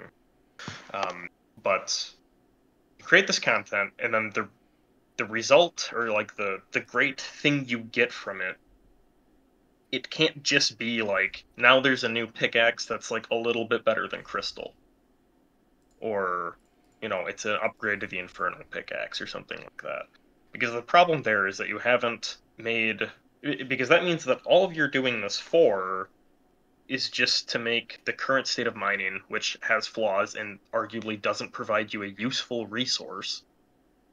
um, you're just making it slightly better, but it's not addressing the fact that it's not very useful in its own right. You can kind of create like a self-sufficient environment of like maybe these new kinds of like gear or drops or resources, and create like a little ecosystem of these things interacting with each other that's completely separate from the combat part of the game. So this is something you work in and you interact with. You do it how you want, when you want, upgrade your account that way, and it's not locking anybody out of combat who doesn't need to do it, right? Because that's just going to make people dislike it. It's going to feel like a chore rather than something you get to do. Does that make sense? Yeah. Um, yeah, I think it would be a little bit easier to grapple if you had like specific, like, have you ever thought about a certain method you would like to have implemented? You can kind of paint the picture a So, little bit better. mm, so I don't know if I have anything like particularly well thought out with this That's for fine. these skilling methods in general. I wasn't really planning on getting too into this. That's There, fine. there Well, was there was like one concept that I've been playing with in my head, um, and this kind of sounds like a mini game, but I would see it in a mini game the same way that like raids are mini games. You're still using the fundamental cores of the of combat, or well, not combat. In this case, it would be skilling, like skills, right? About rhythm, timing, possibly decision making, etc. mm, Um, and I don't know why, but I've thought about it as squirrels versus gnomes, maybe fighting over like the Grand Tree or a stronghold or something. So you get a team of people, you're working with the gnomes, and you use skills to um, defend the gnome forces to chop down trees, set things on fire, etc. Right? And you split this up into different categories of skilling. now, is this Right. so So like all players are on the same team, or is like more like a I think you'd faction have to war? make it. I think you'd have to make it like. I, I don't think it's factions. I did think about something like that back with like a new skill, but I don't have anything specific for that. I think it would be everybody on the same team. Um, it's everybody on the same team. You'd have one person. Maybe you do it 3 or 6 players. So either like one person at one of 3 stations, or 2 people at each station. You make one about making cannons, cannonballs, and then equipment for gnomes, right, to fight the squirrels. You don't actually do any fighting yourself. You do one where trees and vines are moving from the squirrel side to your side, and you need to do a lot of like quick one tick movements in between certain areas. Set things on fire, cut things down with different kinds of axes, right? So maybe you have an axe that cuts everything around you. Maybe you have an axe that cuts things like 2 tiles in front of you, or 3 tiles, or in like a wave, something. But you need to move around very quickly between thorns or rocks or things like that are being, brought towards you from the squirrels. And then you swap between these different things. You use these different kinds of axes, and I think it should flow very similarly to like the skulls in TOA, where you make a lot of these like one tick movements in relatively close areas, right? Position yourself well to use these axes in the same in a way that they need to be used to defend like the gnome stronghold. Okay. Um, And what would the Third what one what would would you get be, from this? so you can make it so that there are different kinds of axes that are good for the game, like for the game itself. They can have like a use outside of the game as well, right? I I really don't like the idea of just you get logs slightly faster, or you get 2 logs at a time. Um, I don't really know exactly how to make that part of woodcutting better. I guess you just make the logs more useful.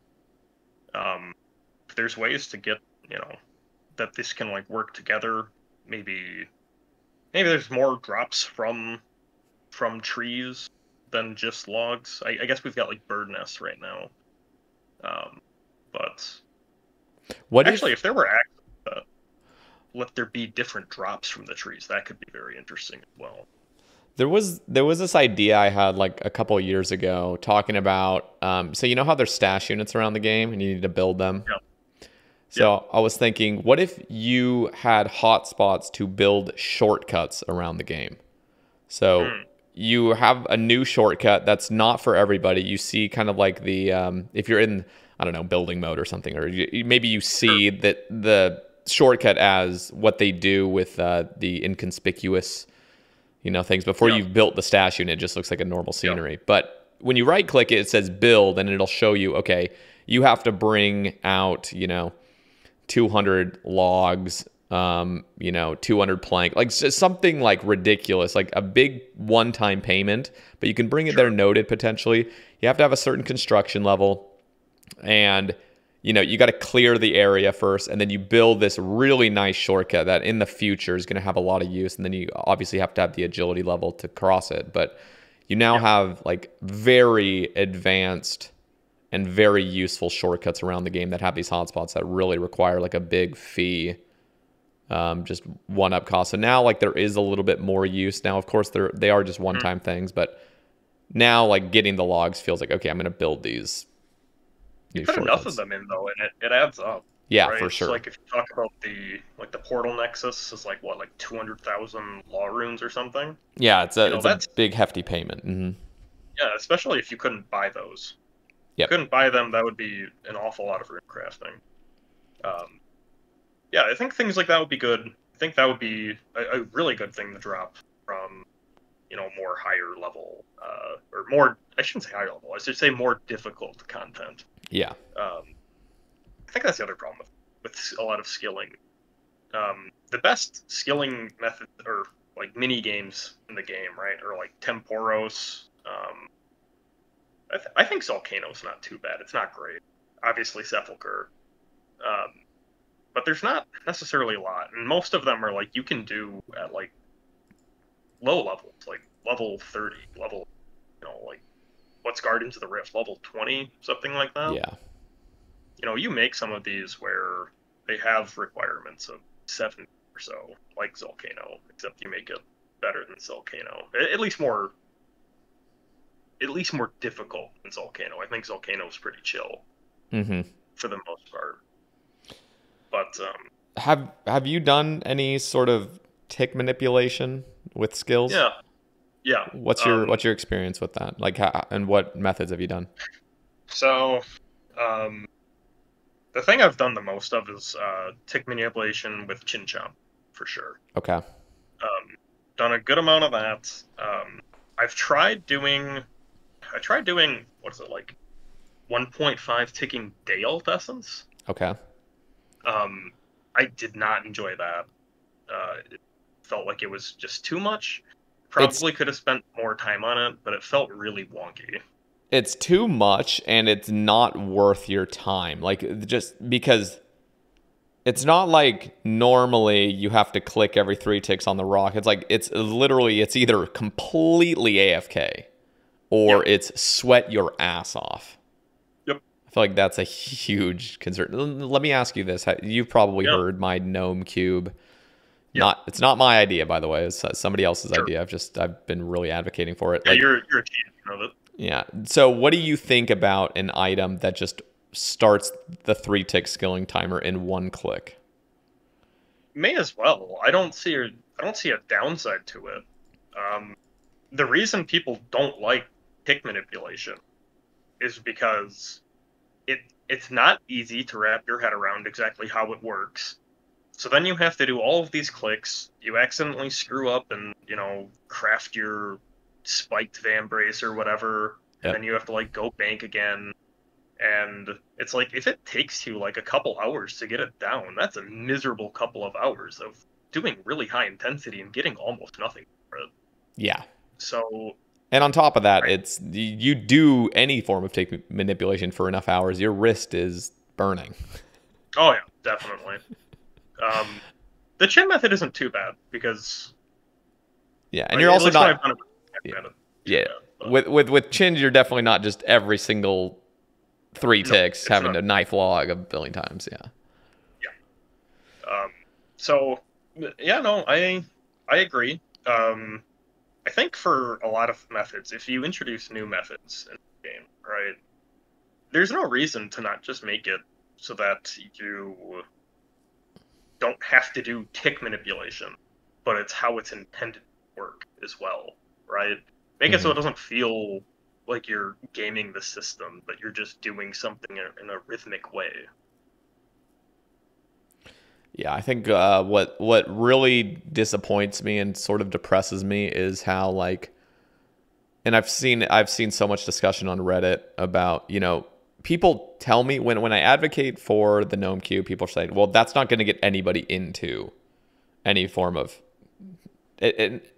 Let me also just say, I am not completely like just obsessed with tick manipulation. I'm obsessed with rhythm. Like I want people to experience the rhythm and flow that you get from certain methods. So at the end of the day, this is all just the means to an end. It's not like tick manipulation is the end goal of everything becomes tick manipulation. No, it's like optimally, I would just, at some point, we really don't even need any item in the inventory that you have to continually click. I mean, that would be, fun and fine for some methods, but you don't need it. Like the objective is like kind of what you said, like the TOA skulls, like just things where you're going back and forth and you're in this flow and it feels good. Like it feels satisfying and you're getting the resources. Yeah.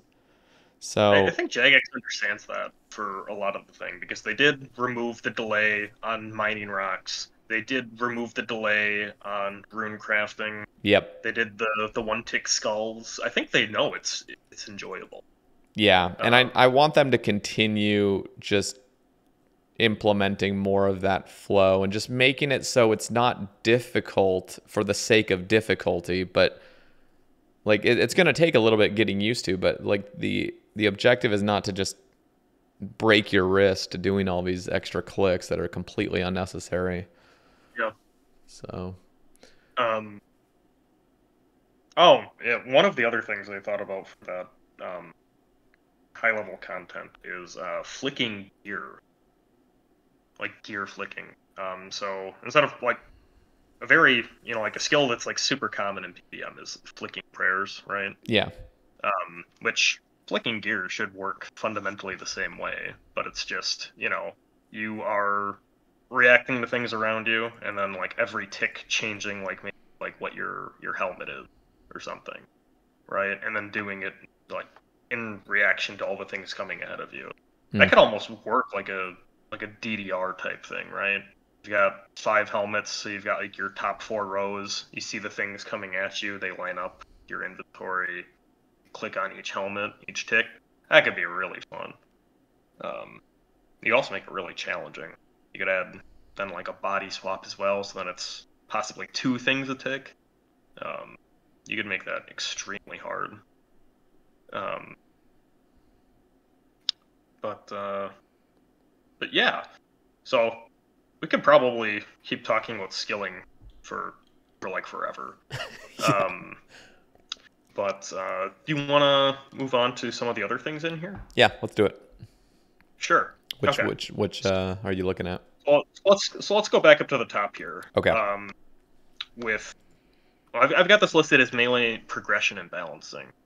But mostly I think it comes down to 2 things. And this is how terribly balanced weapons are within a tier. And then I guess some concerns I have with the end game gear right now. And not the scythe, everything else. I think the scythe still has uses. So a little pop quiz. What is better DPS, an adamant scimitar or a dragon two-handed? Probably an Addy Simi. It's a dragon two-handed. It is an Addy Simi. Okay. My bad. Yeah. Especially if you have a bunch of other strength upgrade in your.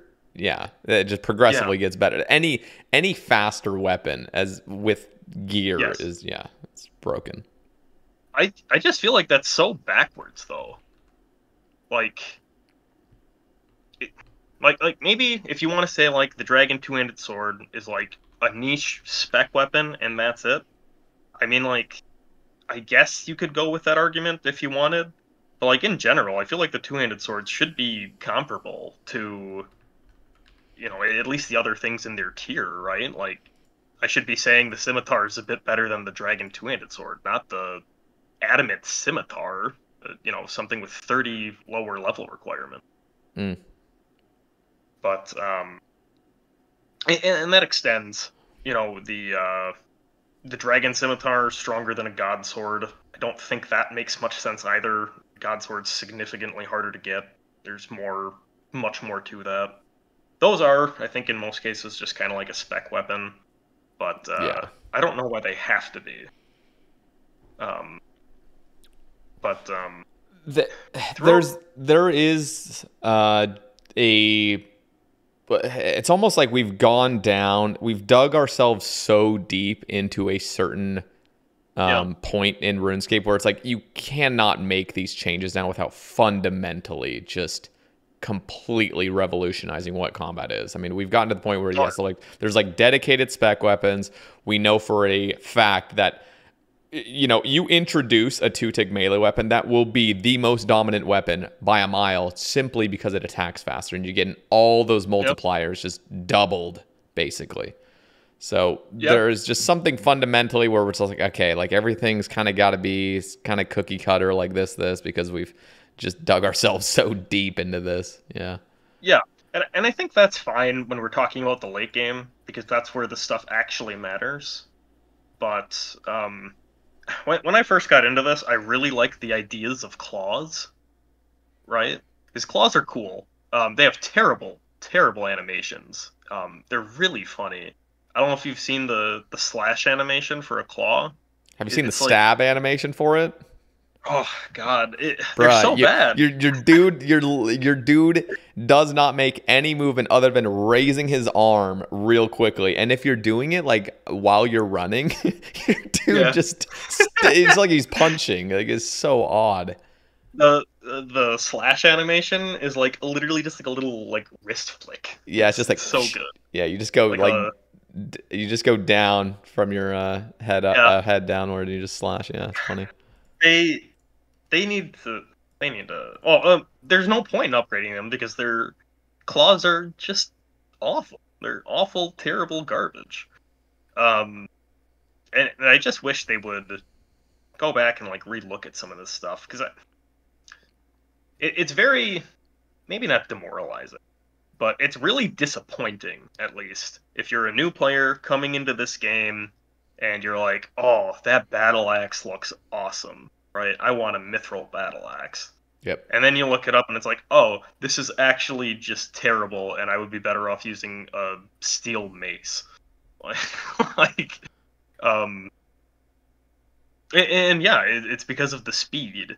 Yep. Um, what's actually really interesting though is I did some looking at the numbers of like strength levels and whatnot, and it does actually seem like these are relatively well balanced. Um, Around like their speed. Like I think the two-handed weapons do have like roughly like that much higher stats. The problem is they completely don't in any way, shape, form account for player levels or gear bonuses. Yep. And that's what really kills it. A way you could actually address that, and like you said, I think you'd have to fundamentally like you'd have to go through, you'd have to be really careful, and you would have to make sure that this doesn't like really change anything. Um, but if you instead applied your like personal stats or gear stats off of a speed basis, right? So at 4 tick, maybe you apply 100%. At 6 tick, maybe you apply 150% of your strength bonus or something. I think you'd only have to do the strength bonus because I think the accuracy will change the DPS significantly. But if you did that, and then like 7 ticks, so like two-handed swords, it's 175%. if you did that, I think you would actually go ahead and balance a lot of these tiers relatively well. Um, Yeah, Long swords are still trash. Swords are still trash. Daggers are still trash. Yeah, but yeah, no, that definitely does make sense. The problem is like there will always be the meta item, and um, personally, like I think it's just ridiculously silly that almost anything has a 6 or 7 tick attacking thing. Like, what is yeah, going on? Like, why is there? Seriously, is it really going to take you 7 fucking ticks to reload up your weapon and attack again? It's like it just is so silly. So I feel like most weapons, like instead of making things a bit more complicated with these like multipliers, mhm, which I completely understand, and you could actually yeah, tone it backward where if it's 2 tick, then it only is like 50%. But yep, I feel like for the most part, most weapons can be around the 5 tick range. So god swords, like imagine god swords were just 5 tick instead of 6 tick. Now it'd you, be you a lot could better. you could go in there and just address some of the you know balancing. And I'm not really advocating for this necessarily, but I'm just saying like Sure.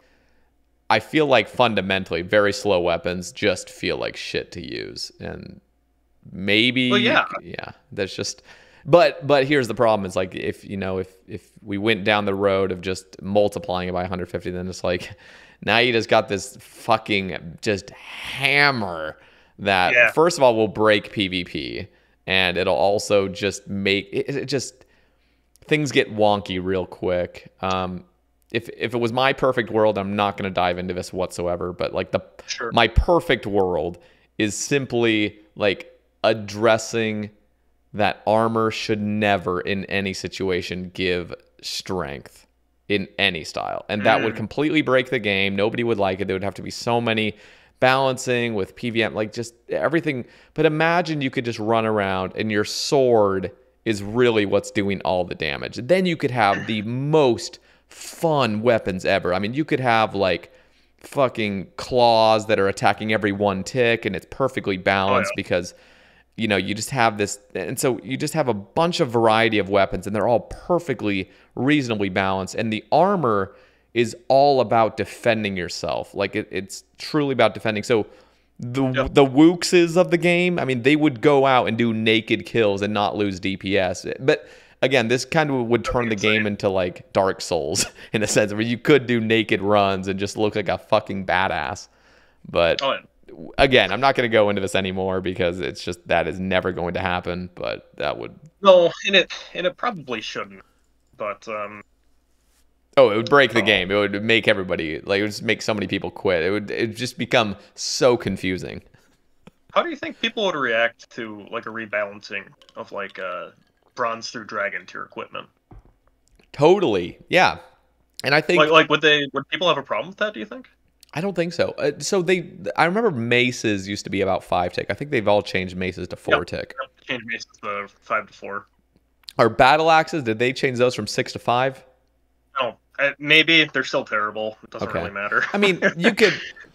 Yeah, I think the key thing is like make it so everything has its niche. So if we're just looking at kind of like the free to play aspect in Dragon, a little bit more like is just really look at it and think, okay, most of these weapons can be at 4 tick, like battle axes, scimitars, maybe daggers could be 3 tick. Um, but That'd be that always felt weird to me that a dagger's like the small little shank shiv type yeah, thing, and it's same speed as a scimitar. That never sat right. yeah. And the thing is like there will always be the meta, and for most, this is another problem is like most low level monsters have no defense. So you're Yep. just going to do the thing that hits the hardest. But on the things that do have weaknesses, you could just make it so, okay, now there's a mace, a scimitar, and a longsword or a sword, and they're all the same speed. They all have very distinct values when it comes to crush, slash, and stab, and the strength are all very similar. And now you Oh have a yeah. little bit of variety. But again, this is like so early game where you get past the early game in seconds. I mean, it's just It's very fast, but that's why I think if you extend it up to dragon, then you're starting to take a pretty considerable amount of time because you're going to be using dragon gear until what, 81 Slayer, 80 Slayer when you're boosting for a whip. So at that point, it's a pretty considerable chunk of time you're spending with that stuff. Unless you just run some TOAs with the boys at combat level 60 and just pull a Fang real quick. Just not. No, but you're totally right. We're gonna get into the Fang. We're gonna get into the Fang. I have issues with the Fang. But really all of this I think is the precursor for I think the Elder Maul is just probably one of the worst drops you can get. It not like actually, but it's just like it's the same rarity as the Twisted Bow. And it's just bad. Yeah. Because of the 6-tick speed.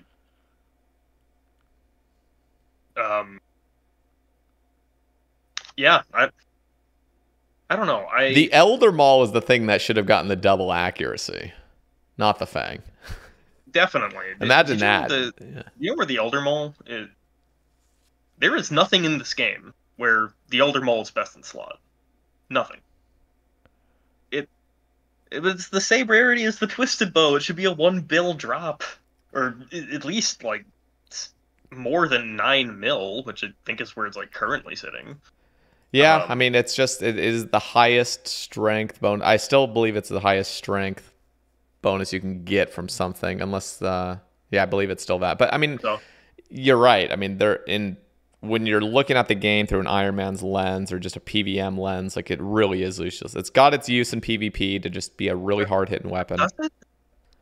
Because for PvP, it's like a KO weapon, right? But it's really slow, and it's not a spec weapon. So, I mean, like, in PvP, it's a non-spec KO weapon. And it's for when you run out of spec and you're probably NHing and you're just like, you got no spec, so here, let me try to KO him with this other weapon. I've gotten the Elder Maul in like LMS. It never feels good. Oh yeah, I mean, it's definitely still mediocre, don't get me wrong, which is why it's 9 mil, but at least it does have its use and people do use it. Now, of course, there's been a lot of weapons since that's come out, so it's continually gotten worse. Yeah, I mean, I don't know. It almost feels like if that's what you're doing, you may as well DrTorag bomb, right? Like, you're just kind of like YOLOing on a prayer that you're going to get some massive hit through prayer. Yeah, no. Or I guess if you could 4-tick or like 1-tick, like swap like 5 pieces of gear, it would ult into a DrTorag bomb. But I mean, I want to hear your thoughts on Osmumten's Fang because seriously, like, if I'm just thinking right now, I've kind of moved past the whole like update Elder Maul because like I had my own agenda for it for so long, and then nothing happened. I'm like, okay, whatever. But yeah, I mean, if Elder Maul had been that weapon, that's okay. This is going to be a very consistent weapon. It acts exactly like Osmumten's Fang, where it's got a double accuracy roll and it's got a minimum hit and a slightly lower maximum hit. That would have been really fun to use because then toward the end of kills, you got that really consistent KO weapon. Yeah. So my problem with Osmumten Fang, and I think this is probably worth just like referencing right off the bat. It is level 82 attack. And Blade of Saeldor, Inquisitor Mace, Grazi Rapier are all level 80. So Jagex does recognize it as a tier above those weapons, so it makes sense for it to be stronger. I guess, like, technically. But I really hate how the Osmumten's Fang is just better than all of these other weapons that are all raids tier weapons. Yep. Right? And I say the raids tier because obviously the Salad Blade and the Inquisitor Mace come from not raids, but because they're the equivalent of the Rapier, which is a raids weapon, I feel like they're raids tier weapons. Does that make sense? Yeah, no, and I mean Rapier is from a raid, and the other ones are exactly the same. Yeah, I think the Inquisitor's Mace has like +1 accuracy bonus. Yeah, but it's I mean, technically Rapier still has that extra +2 because of the Defender. and the defender always has, or sorry, it's only +1 because they had the rapier and saildor have +94, mace has +95, and the defender, of course, has +2 over the crush. Yeah. So. Oh, okay, right. So I see. Yeah. But anyways, the problem there is that you've got Osmumten's Fang instead, right? It's easier to get. Content's significantly easier than Corrupted Gauntlet, Nightmare, or Theater of Blood. Correct. You can get it from entry mode raids. Yep. Only tier 50. Actually, last night I went and I ran one, just to see how it would go, so I could like get some numbers. And I mean, I did it pretty rusty and on a pretty bad laptop because I don't have my PC right now. Mm-hmm. It was like 25 minutes for the whole thing. Which like I don't have like max gear or anything. I don't have rigor. I'm missing a lot of stuff that would like make it faster. Yeah.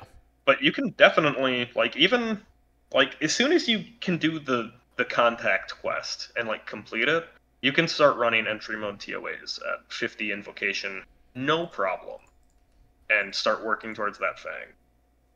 And that it's just better than all these other weapons, and it's essentially made them borderline dead content. Yep.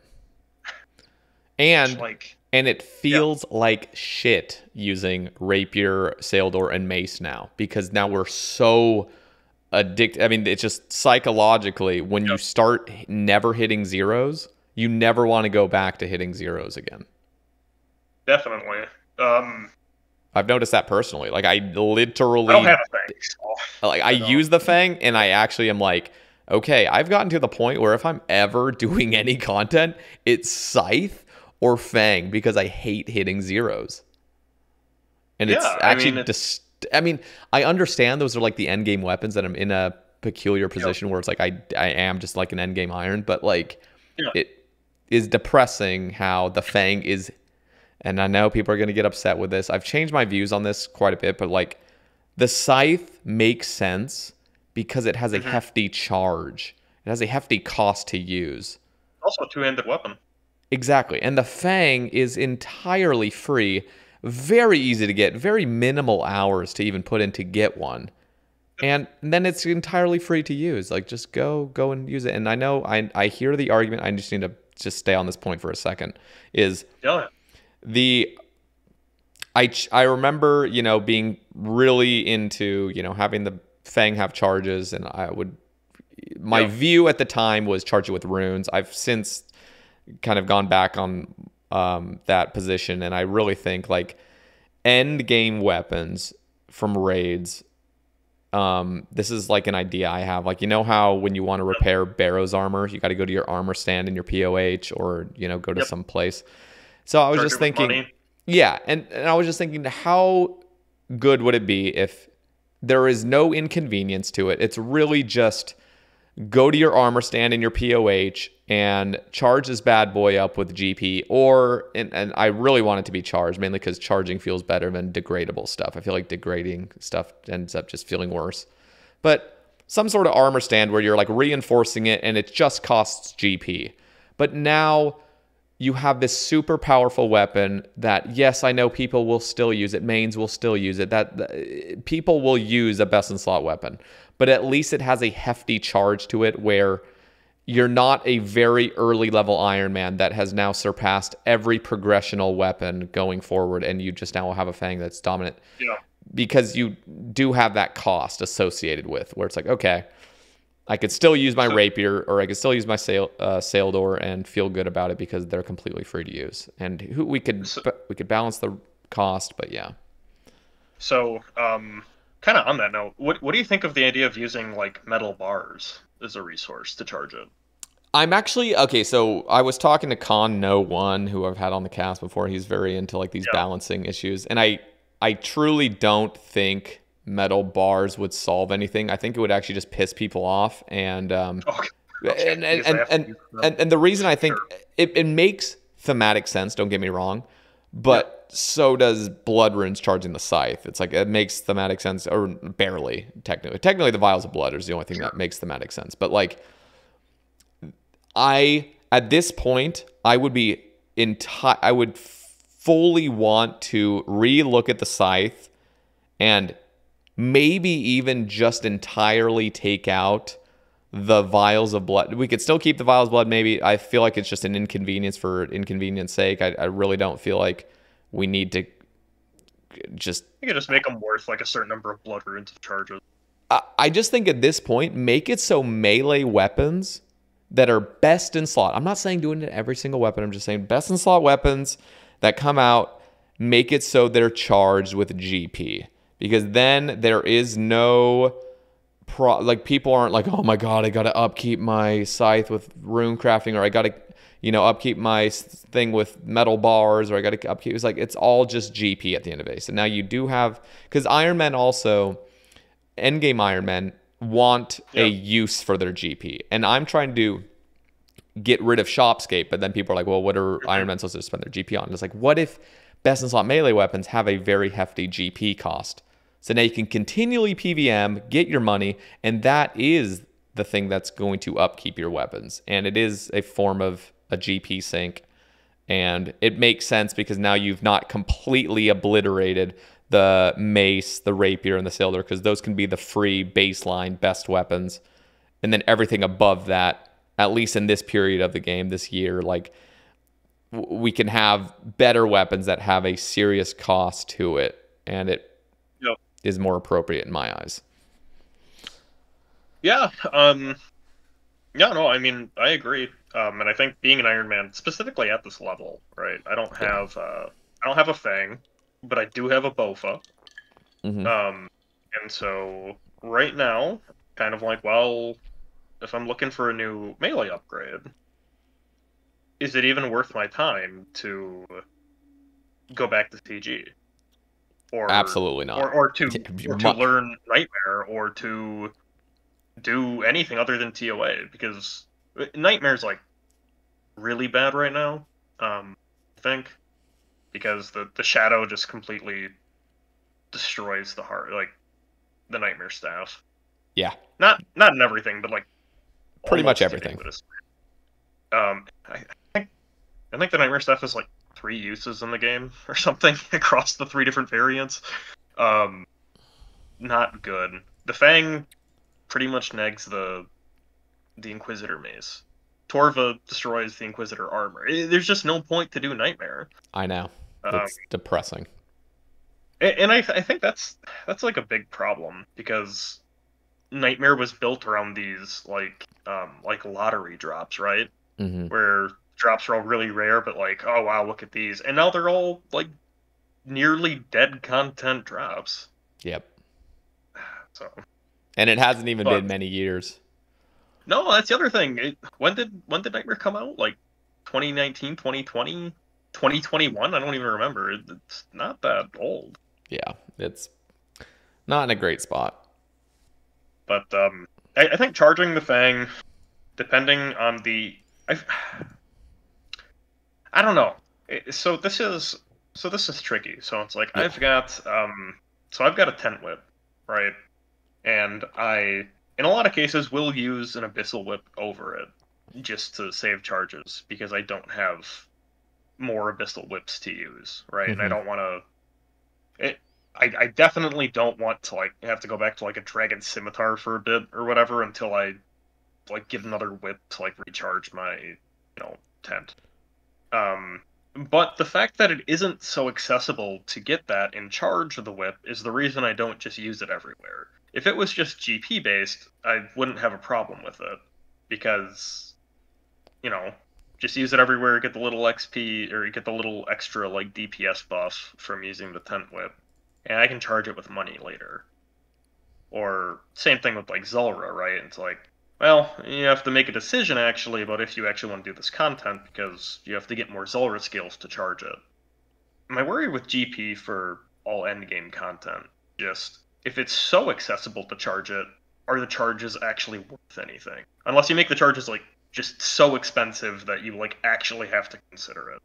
Well, it would, which I don't think anybody wants either. Yeah, no, like for sure. And this is not the only route to go about it. I just think, and let me just make it very clear, like this would be melee weapons only.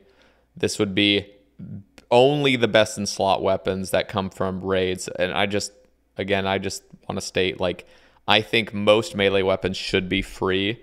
There is something, you know, I think at this point, like, well, I don't even know what could be done about like whips and stuff. I think that's another topic I'll maybe touch on later, but not in this. Yeah. But just sure. I think rapier, saildor, mace should be like the very highest level of free weaponry that you can use entirely for free. And I know, you know, it's not going to make that big of a deal using GP to charge things, but imagine like a scythe. Like imagine a world real quick, and it doesn't need to be this way, but like if a scythe now is charged with GP, and you just can very quickly go to your armor stand in your POH to send that charge. There's a coffer there, so you don't even have to bring GP. It's just already there. And let's just say scythe with nonstop swinging costs like, I don't know, 2 mil GP per hour. So it's a very hefty cost to use this bad boy, but you're really getting a hefty punch with it. And the Fang was, you know, maybe like, again, these are all subject to change. It could be like 1 mil for a scythe and 500k for a Fang or something. Just something where, okay, I'm only going to now use the Fang in situations that I'm fighting very endgame bosses because the cost is just really not worth it. So you're kind of picking and choosing where you're using it. It's the same idea with the blowpipe. Like, you're not using your dragon darts at every fucking thing. It's just you're saving it for that piece of content that you really want to just kill quicker. And you have a hefty cost. Now, of course, dragon darts now, let me just look at the price. They've severely dropped. They're 800 GP each. They used to be 4K each. Wasn't that with after the blowpipe nerf, I would imagine? No, I think it was after TOA release and a bunch of other, like Vardorvis and TOA just shit out dragon darts. I mean, there probably was a significant dip after blowpipe nerf, but because I think blowpipe's not best in slot as many places, so it's not as much want to use dragon darts, right?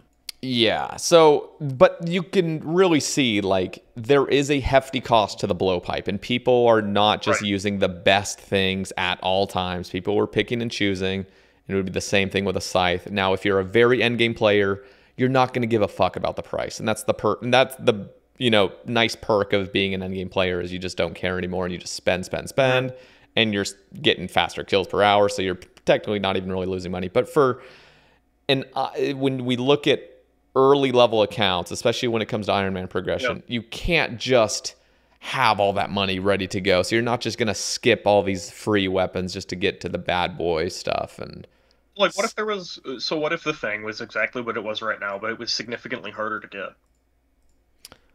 Would it still cause the same problem?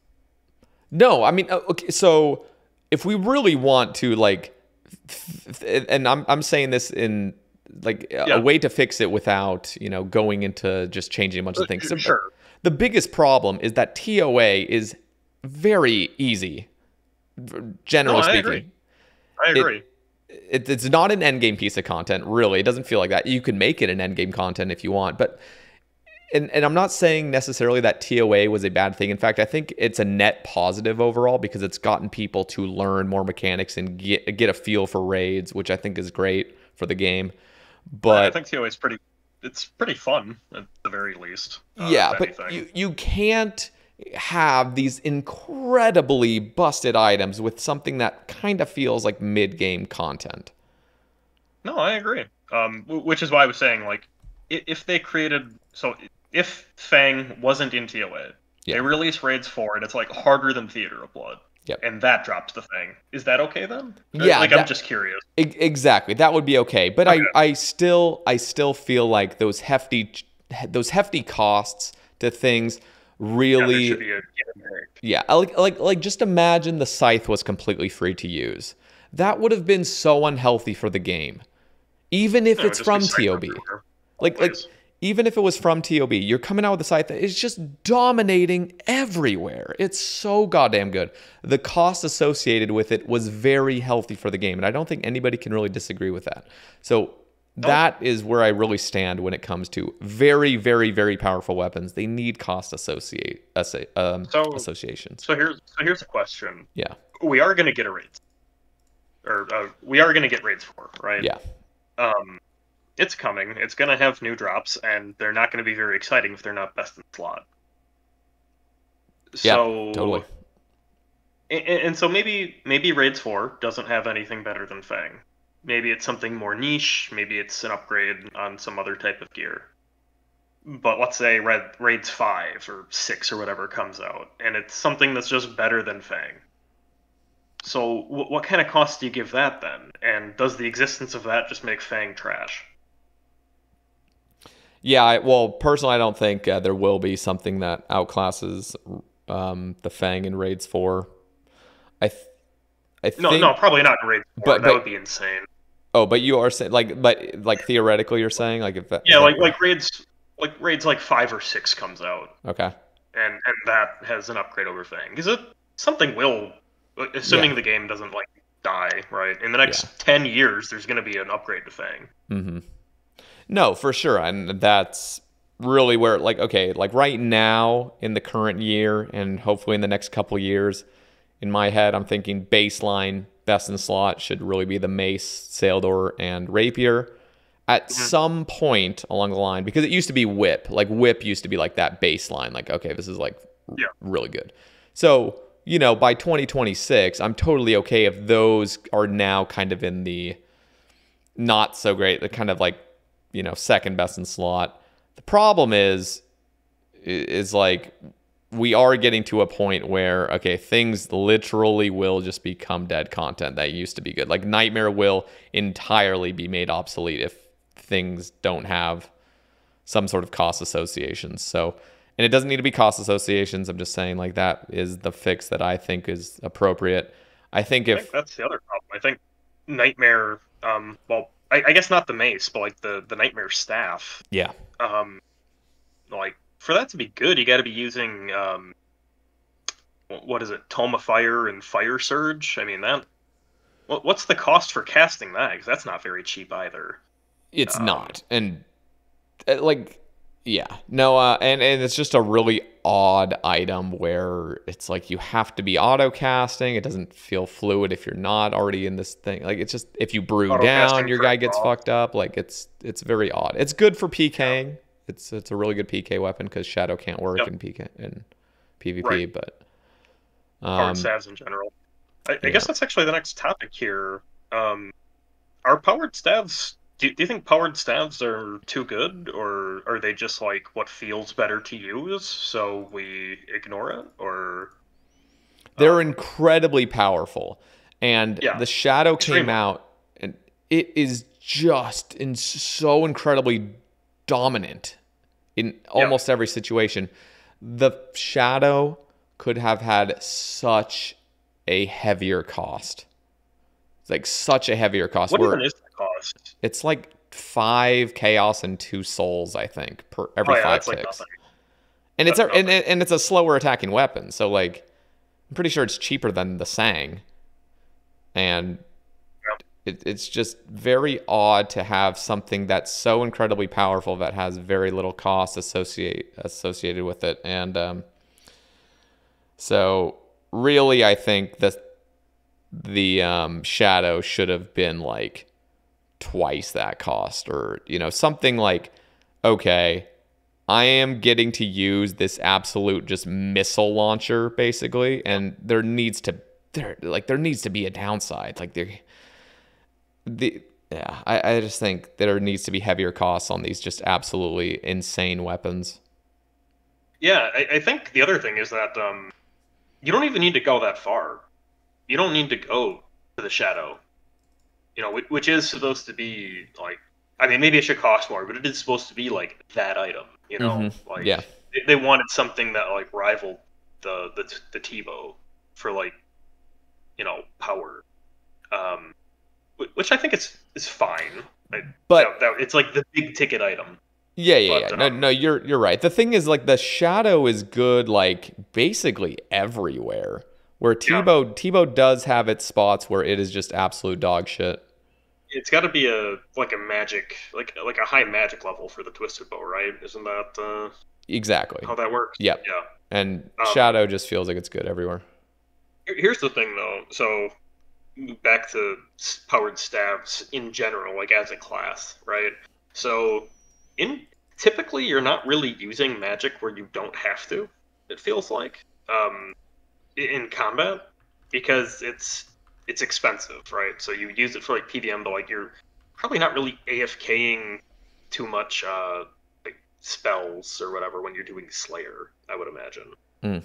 You do Ivan Staff, but then you get the Trident, but then like I don't know when you occasionally get like a Metal Dragon's task, you use it or something if you actually do the Metal Dragon's tasks.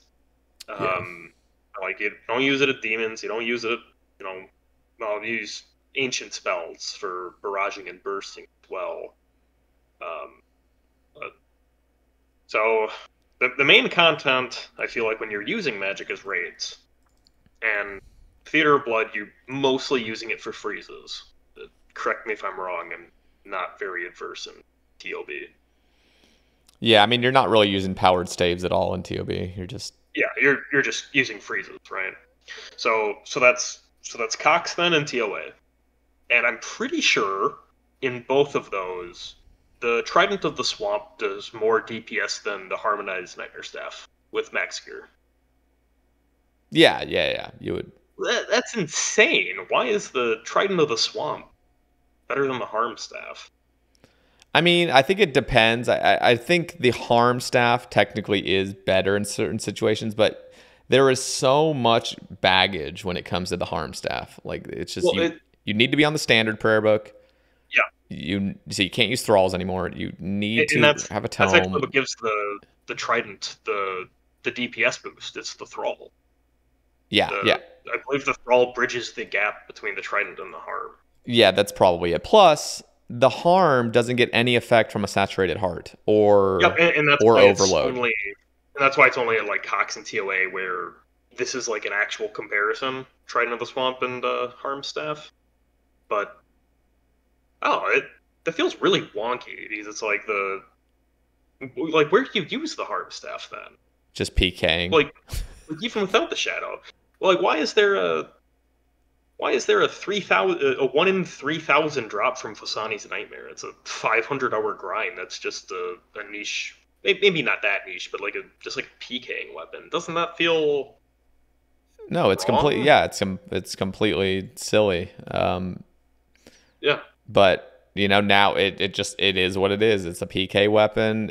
People use it for Ice Demon because it's just like the one niche use it has. If you don't have a shadow, I guess technically you could use it at Zulra, but it feels so bad using. You always got to set up the auto spell real quick. If you brew, you got to restore quickly before you try to use it again, or else you got to reset up your auto cast. If you ever go to a different weapon and brew or something, it's like got to go back and auto cast. Like it's just a mess of an item. Oh no, I agree, and it makes me sad because I feel like it's like a really cool item. And it was for a time, yeah. Especially just the concept of you're auto casting this spell at a powered staff rate. And so it's expensive, you need good gear to do it, but it's it just does like a lot. Yeah. But yeah, I mean it's not really worth having anymore. Which is sad, right? And then it's like, do you think it'd be worth it to like actually buff like the Nightmare Staves or not even? Like just leave them. Well, at this point, it's like, okay, the volatile staff, it's like everything there, like the volatile and the harm are just PK things now. You use the volatile staff for a PK KO weapon, you use the harm for that, and it's like whatever. You got expensive PK weapons. The Eldritch has some use now, especially with Light Bearer, where you just heal prayer. But yeah, like if we were to have made Nightmare nowadays, like if they were to come out in the game now, like that whole system of like 3 orbs and a staff, it's like this is so odd. This doesn't feel right. So at this point, Like, yes, they can make changes, but you're not going to outclass the Shadow. You'd have to make the rates so much more common if you want any competition, any desire to even Yep. go to Nightmare besides just collection logging. Yeah. I mean, Inquisitors needs a look. Like, Inquisitors needs to be better. It's needed to be better for years, especially after Torva was released. Its only thing is crush is like crush damage, right? I mean, it should be the best in slot crush weapon, and it shouldn't really be particularly close either, in my opinion.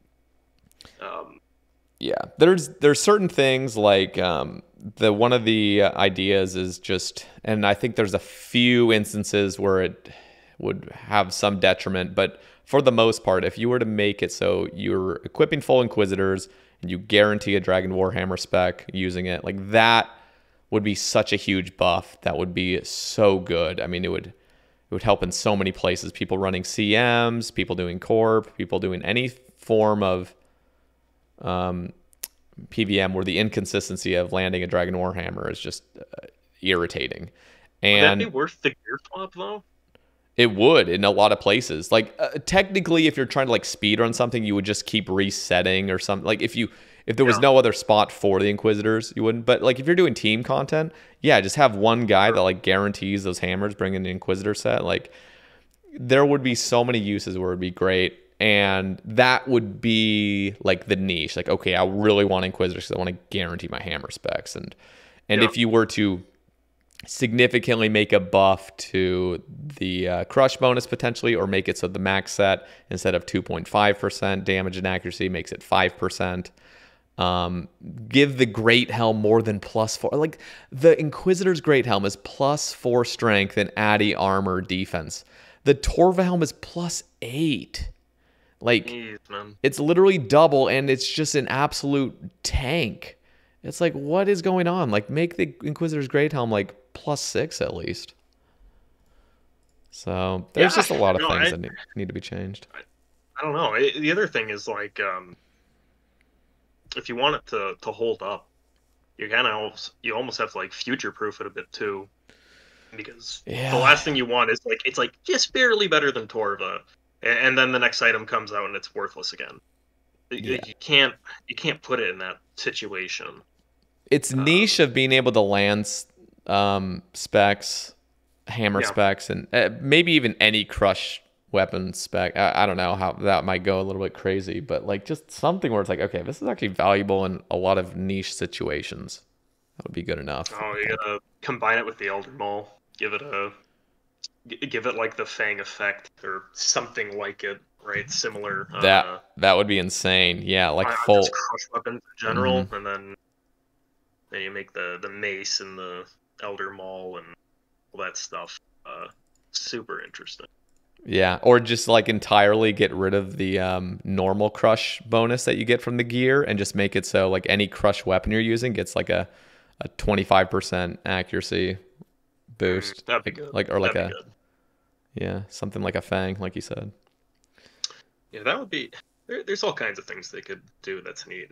Yeah. Do you think anybody would miss like the nightmare items as they are right now, where like that would cause a problem, or do you think if people are like, yeah, we're just gonna go through and like basically reimagine the Inquisitor's gear, do you think people would in general be on board with that? Yeah, most people are. You gotta have the discussion. You gotta think of every possible situation, which people have thought of. I've had guests on the cast where like they talk about like, okay, what about this? I'm like, oh crap, I didn't even think about that. So as long as all the kinks are ironed out, like it would be totally appropriate, and I don't think anybody would have a problem with that set getting a decent buff.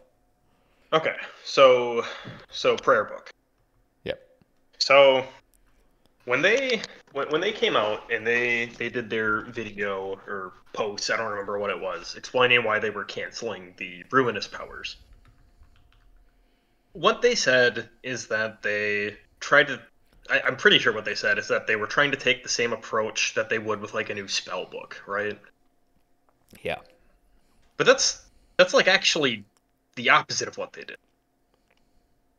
You know, it really feels like they took the current spell prayer book, they copied it, and they pasted it and they edited it, right? You still have the 3 protection prayers that work the exact same way. You Mm-hmm. still have the prayers that you toggle for like DPS bonuses. Um, it really from the start with their first initial version, it wasn't significantly different, and it wasn't going to be significantly different than the normal prayer book. Yeah. But that's like way different from the spell books, where like the Archaea spellbook and the standard spellbook have basically nothing in common. Um, and Lunar's even more. Lunar's is like basically utility. Mm-hmm. Ancients is, I guess, a little more similar to the standard spellbook, but um, you know, it all of the spells are basically built around they have some utility built in, and a lot of the times you're using it for the utility rather than for the damage or DPS itself, which is Yeah. what the normal spellbook was. Um, but what's also really interesting about all the prayer books is they all have uses. None of them are dead content. You use the standard spellbook all the time. You use ancient spellbook all the time. You get a lot of use out of Arceus, especially now that they added thralls. Lunars have less uses, but like even still, people still bring lunars to like Cox Mm-hmm. and stuff. Like they have uses, even though they're all extremely different. Lunars doesn't even have a single damaging spell, but it's got vengeance, and that's enough. Um, so I don't know. It's just very interesting, I guess, when you break that down and then compare that to the Ruinous Powers, which wasn't that different.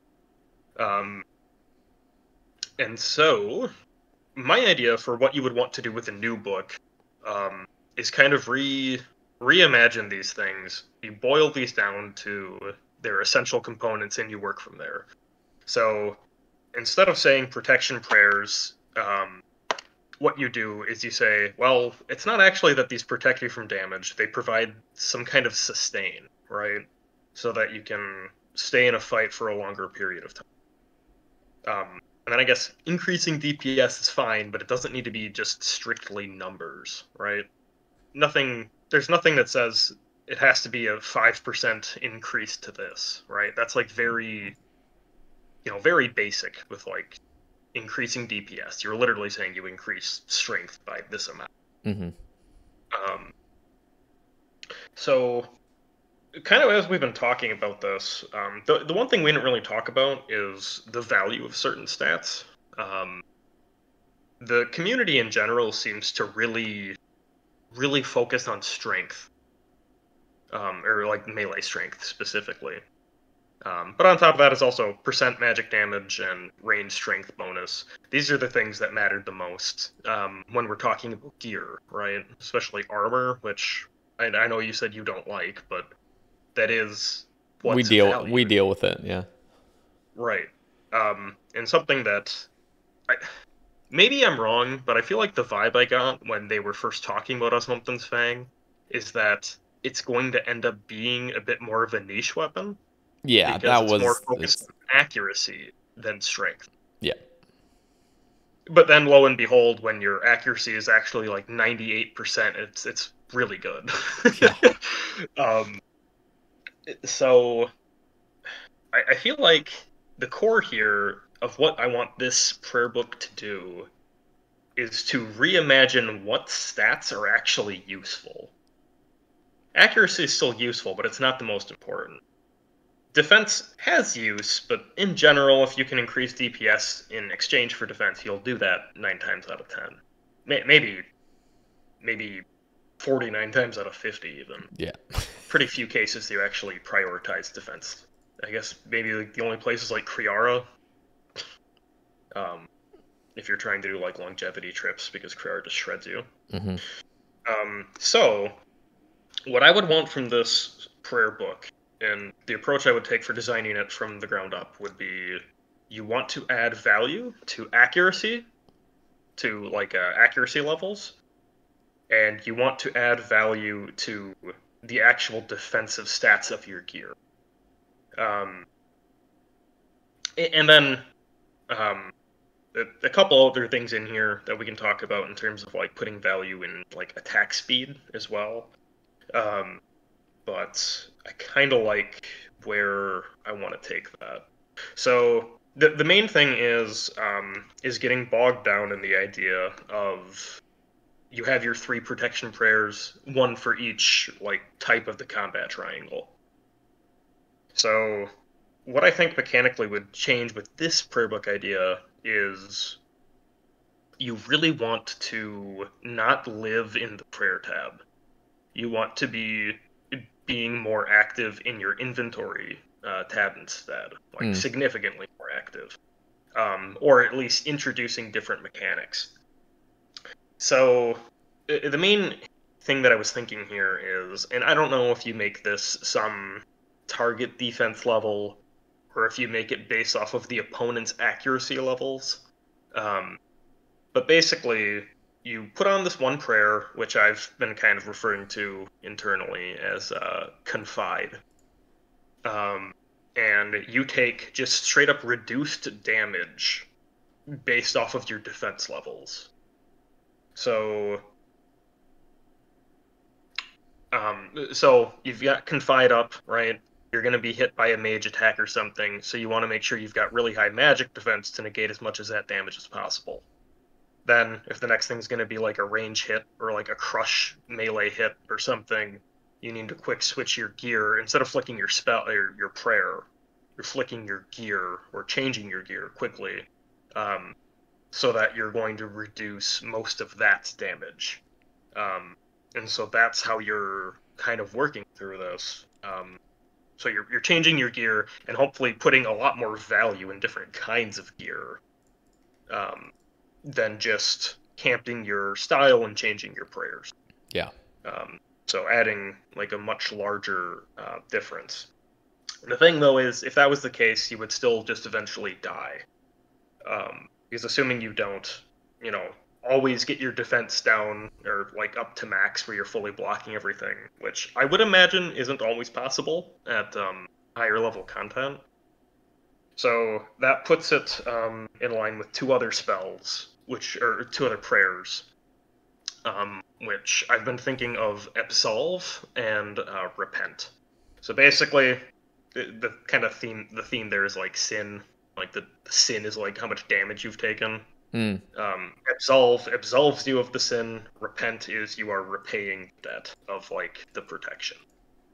So how I was thinking about this is you camp your gear, you keep switching it, and wait until your health gets low, and at that point you can switch your prayer from Confide to Absolve, and you are essentially refunded either most or all of the health you took in damage over the last, however long. Keep track of a buffer. And then the difference is here, you make it so that you can't use Absolve again for some period of time. So you still need to be able to actually sustain the damage you're taking, and you can't just completely just flick every tick between Confide and Absolve and just constantly get all your health back. Yeah. It puts a time limit on it, so you're you're never actually taking damage, which also makes chip damage feel way better, by the way, because you're getting your health back so long as you play well. But you still need to have your defenses in a way such that you can actually maintain this over the duration of fight. And it also adds much more consistency to what you're doing instead of RNG, because instead of the enemy rolling between 0 and 45 when you get smacked, it's going to be between like 0 and 8. So the range of what you're getting hitting is much less. Should allow you to be much more consistent in what you're doing. Which I think is another thing I want from this prayer book, a bit more consistency.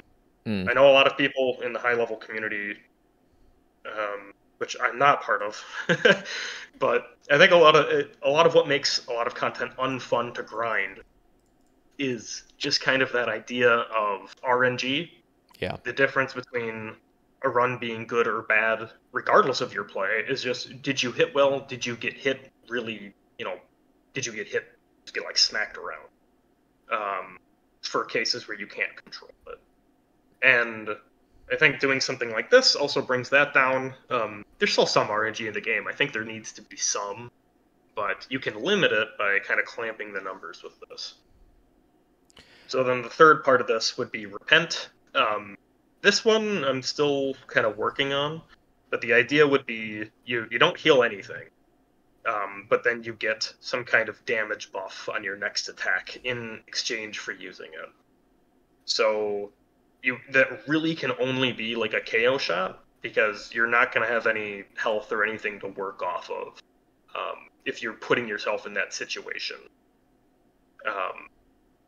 So that's essentially the the sustain method of that prayer book.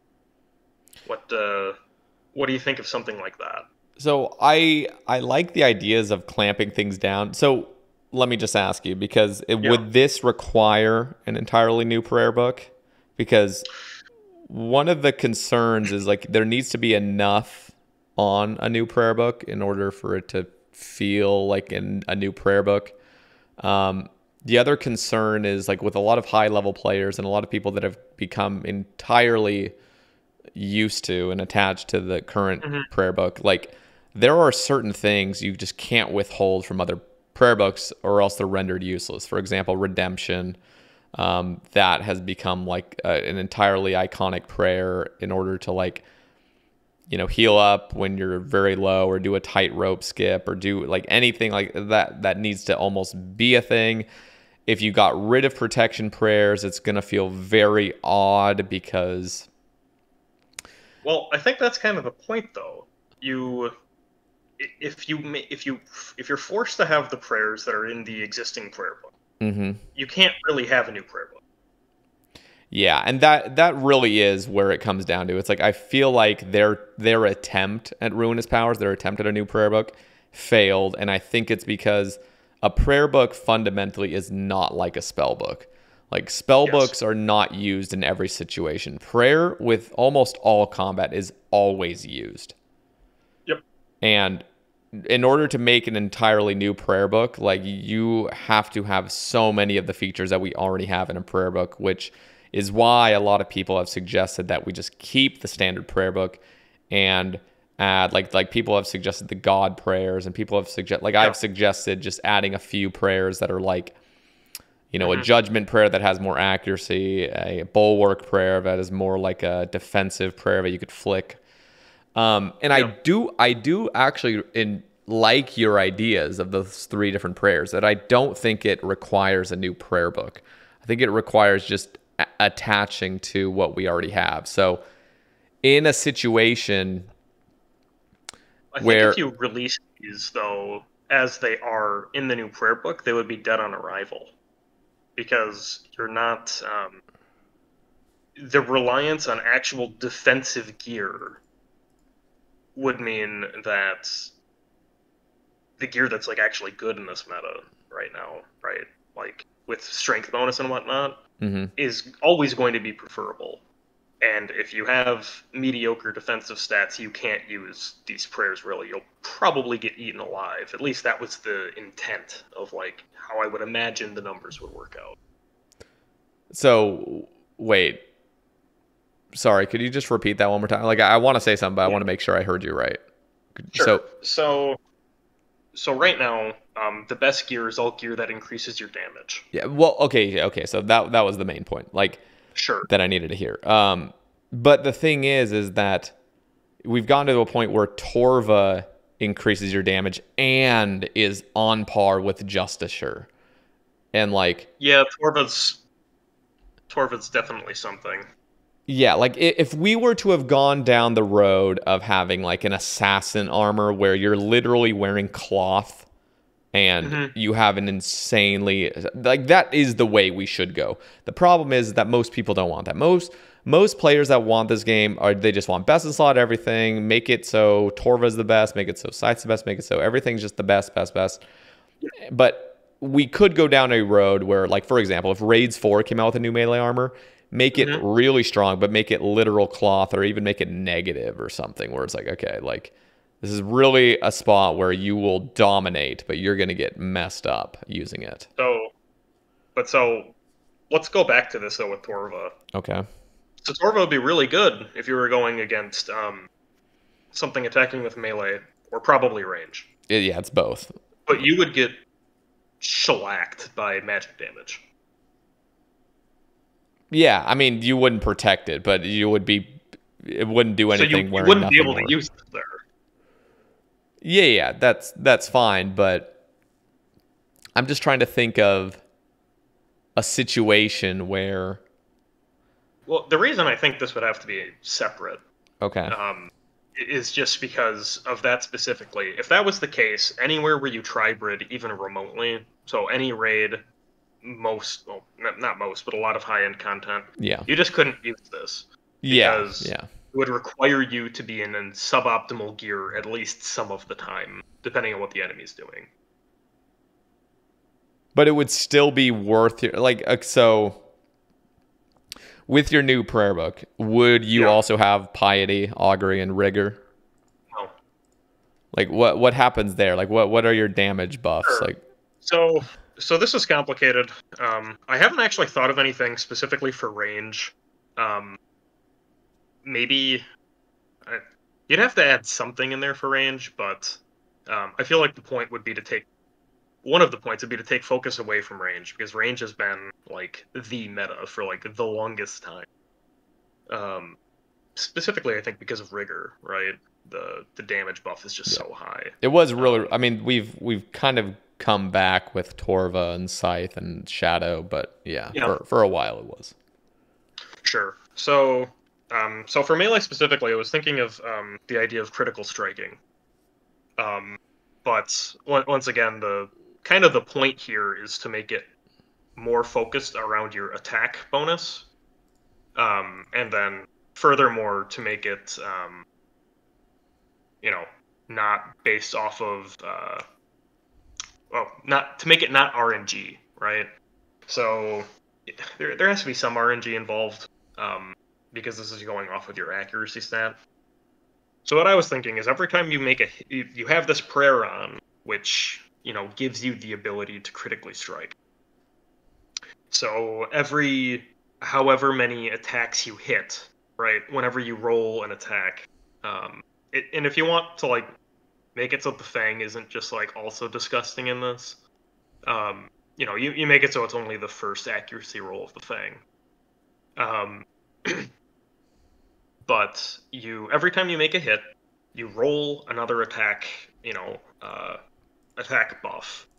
And you need to work with the numbers in a way such that the attack stat is actually useful, right? You need to weight that high enough, so that adding extra accuracy meaningfully affects this second roll. And if the second roll is within a certain amount, which you make, reasonable, not terribly high, you add some kind of counter. And then on your fourth or fifth stack of this counter, you do double damage. So then the idea here would be you have something that's relatively quick and accurate. You stack up a few hits, right? And then you swap to something like the Elder Maul, like a Darok axe or whatever, and you just smash this super double hit.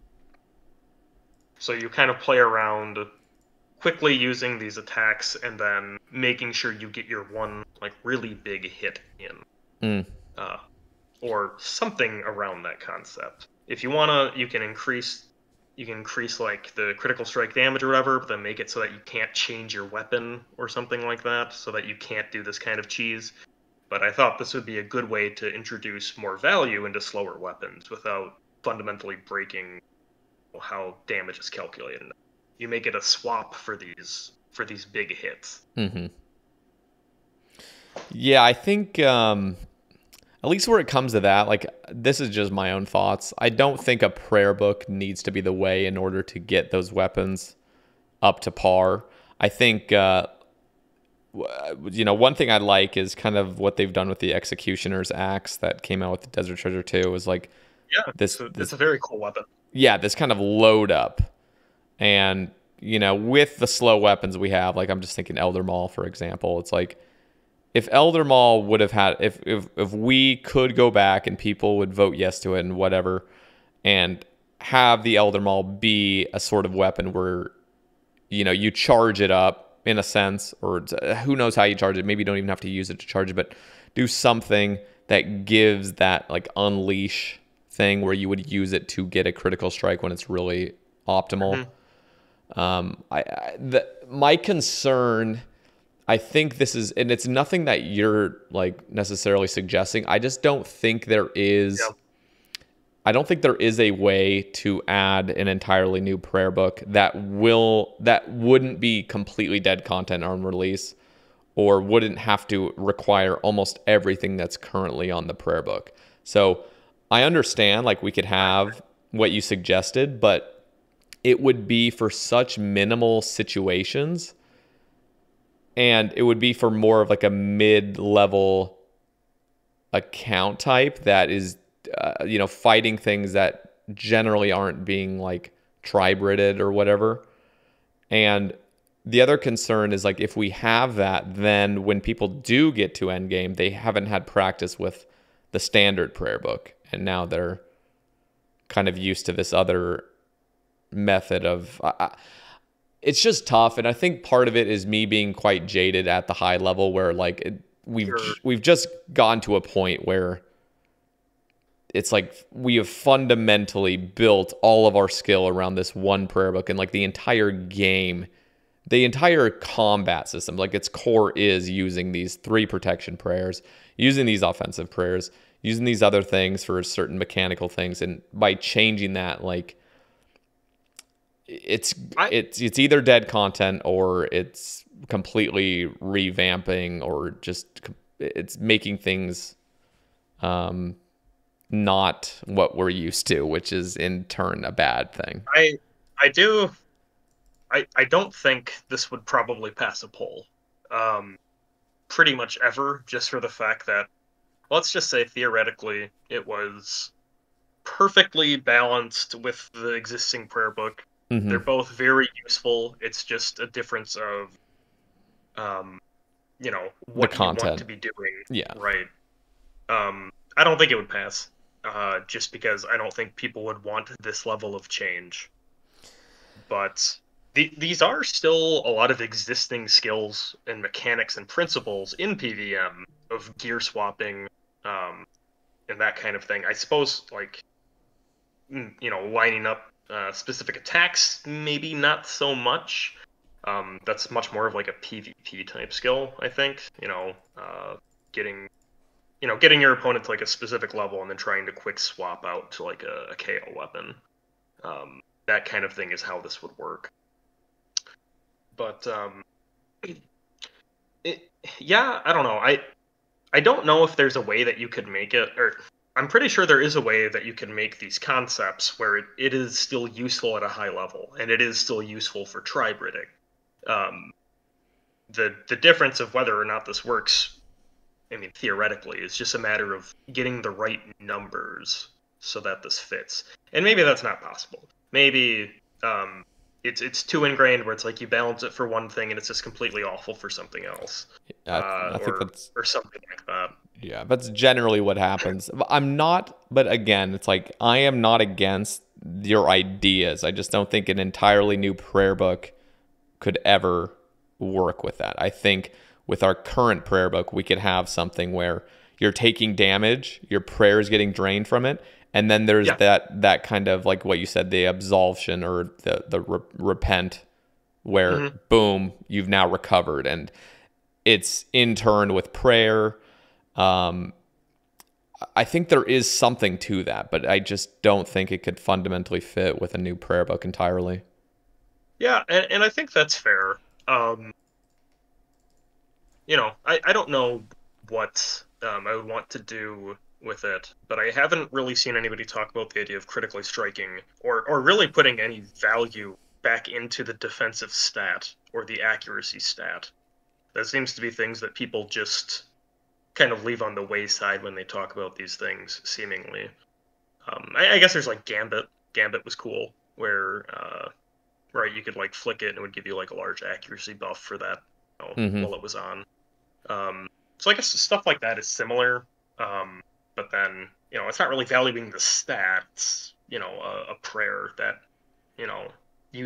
makes use of accuracy. Um, but I thought that was something that would be interesting to explore, um, at least as a concept, because I feel like the other thing that I think this would do well, it theoretically, if it was implemented well, um, is it would give you a lot more room for creating new items. Mm. New gear in the game doesn't need to strictly be like, well, you know, we need to introduce some new one-hand melee weapon. What can we do that's not incredibly convoluted or just like strictly kills other content in the game? Yeah. Well, if you instead make it so that it's more valuable in the other prayer book or with these other prayers, um, or something, it gives you a wider scope, right? You can get new, new gear that's particularly good for defensive stats or things like that, specifically to work around these alternate options, um, which I feel like could be good at reducing power creep or at least slowing it down, making more stats viable, right? Mm-hmm. And I don't know, maybe it would probably be better for reducing defense off of damage, or reducing damage off of defense if there was some other implementation rather than a whole nother prayer book. I do like the idea of this though, for the idea of swapping or essentially flicking like gear or parts of gear instead. That sounds like it would be an interesting. It's still very much the same mechanics, Yeah. but a different like skin coating. Um, Adding multiple pieces of gear instantly adds like a infinite skill cap, right? Yeah. Where it's not just can you flick one prayer per tick. It's if you're really good, you can flick multiple pieces of gear per tick. Yeah. I mean, we see that with all like the Ulm fight, for example, or Mutadial. I've Mm-hmm. seen, people doing the top body switch alongside praying something that they're anticipating. Ulm, of course, has a weird attack where you just can't know what it's going to attack next. So you can just get hit a 45 in CMs. But Yeah. I was just thinking, actually, because you brought this up, I was just thinking of because I've had my moments where I'm like thinking of new prayers and stuff. I was just thinking like Mm-hmm. what would be really cool is like a parry prayer that if you pray it on the very tick that something else attacks you, Mm-hmm. then your next attack does 50% more damage or something. But the downside is if you try to flick parry and you miss, or you flick it on for more than just that single tick where something's attacking you, then you get punished and you take an additional 20% damage or something, where it's like that kind of high risk, high reward that does add a little bit more engagement. And you can bring your Elder Maul or something, you can parry, switch to your Elder Maul real quick and just do like a Oh massive yeah. hit that No, is that would be getting a cool. bonus. That'd be cool. Um, I definitely like the idea of it, and maybe you disagree, but I do like the idea of kind of like, because like what these KO weapons are good at, right, is delivering these big like meaty hits, right? Yep. Yep. Um, so and that is the one thing they do like genuinely good, outside of just like consistent combat. Mm-hmm. I feel like finding a way to work that in would once again like put a bit more of life into the skill, Yeah. or into the items. Maybe give a use to ballista. You parry with a ballista. Yeah, no, I mean you're totally right. There are just some weapons that generally the slow weapons, God swords, Yeah. Elder Maul, Ballista, they all end up being PvP weapons because there is a use for ending blows to get those KOs. Because monsters that you're fighting aren't eating Yep. food. No monster's eating food. So when you get to a low enough hit, like you might as well just keep hitting it. But like if you had like a monster that kind of acted like a player where they do eat food when they get Mm-hmm. low, then you really do have that need, like the necessity to use a big KO blow. So Doesn't that boss in Desert Treasure 2 I forget his name. The strangled guy. Doesn't he eat mid fight? Are you talking about Vardorvis? No, no. Which? It's like it's not like one of the four bosses. It's like Oh. a mini boss. Oh, The oh, one who oh, throws oh. You're just potions. talking about like the little assassin guy that comes and attacks you? Yeah, Or not what the are, assassin. It's the guy you work with in the strangled forest or temple or whatever. I'm trying to think of a So you go to the strangled place, right? And that yeah. guy finds you, right? Oh, yeah, yeah, And then yeah. you I know what you're fight him talking about. there. I know what Doesn't you're he talking about. eat food? I can't remember actually. Maybe he does. I thought he if you like let him be, I thought he would start eating. Um, but Maybe. Yeah. No, but you yeah. could have instances definitely where like you have an NPC that it's just a new monster, a new boss, but whenever they get to low HP, they eat up. So you Mhm. would have an incentive to use something like an Elder Maul that has just an ending blow that just okay, you're not going to Yeah, just keep healing. yeah. I think that would be. I think those would be good ways to, um, introduce more gear. When I thought of this prayer book, what I would probably imagine they would do if something like this were to be added Hmm. is you intentionally make it underpowered at first. Um, you wait to see what comes of it, if there's any use for it, and then you start introducing new gear and things to start leveling the viability. Hmm. And that way you don't you still introduce the new content, which might be exciting and whatnot, but you don't shock the system. Yeah. You can levelly work with it from there. That's what I would. That's probably the right way to do it. Although it would suck for something to come out and be a little underpowered on release, Hmm. but people are going to find ways to use this kind of stuff better than you would imagine. So you almost have to do something like that, or it's just terrible, and then you have to figure out something else.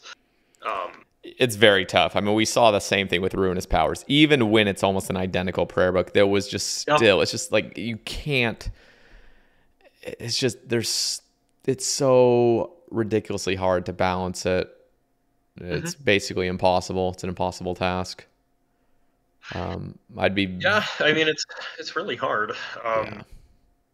I guess that's the other thing about something like this and making it intentionally a little underwhelming on release. Hmm. Um, is that you,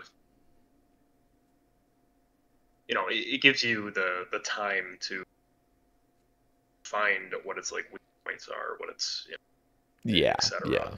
Yeah. But nobody once again nobody would vote willingly to put intentionally underwhelming content, Yeah. even if That's it the could problem. eventually be good, right? Like I think the Arceus prayers weren't particularly interesting in their first incarnation. Correct me if I'm wrong. Yeah, they weren't. It was just basically a new teleports and prayer training.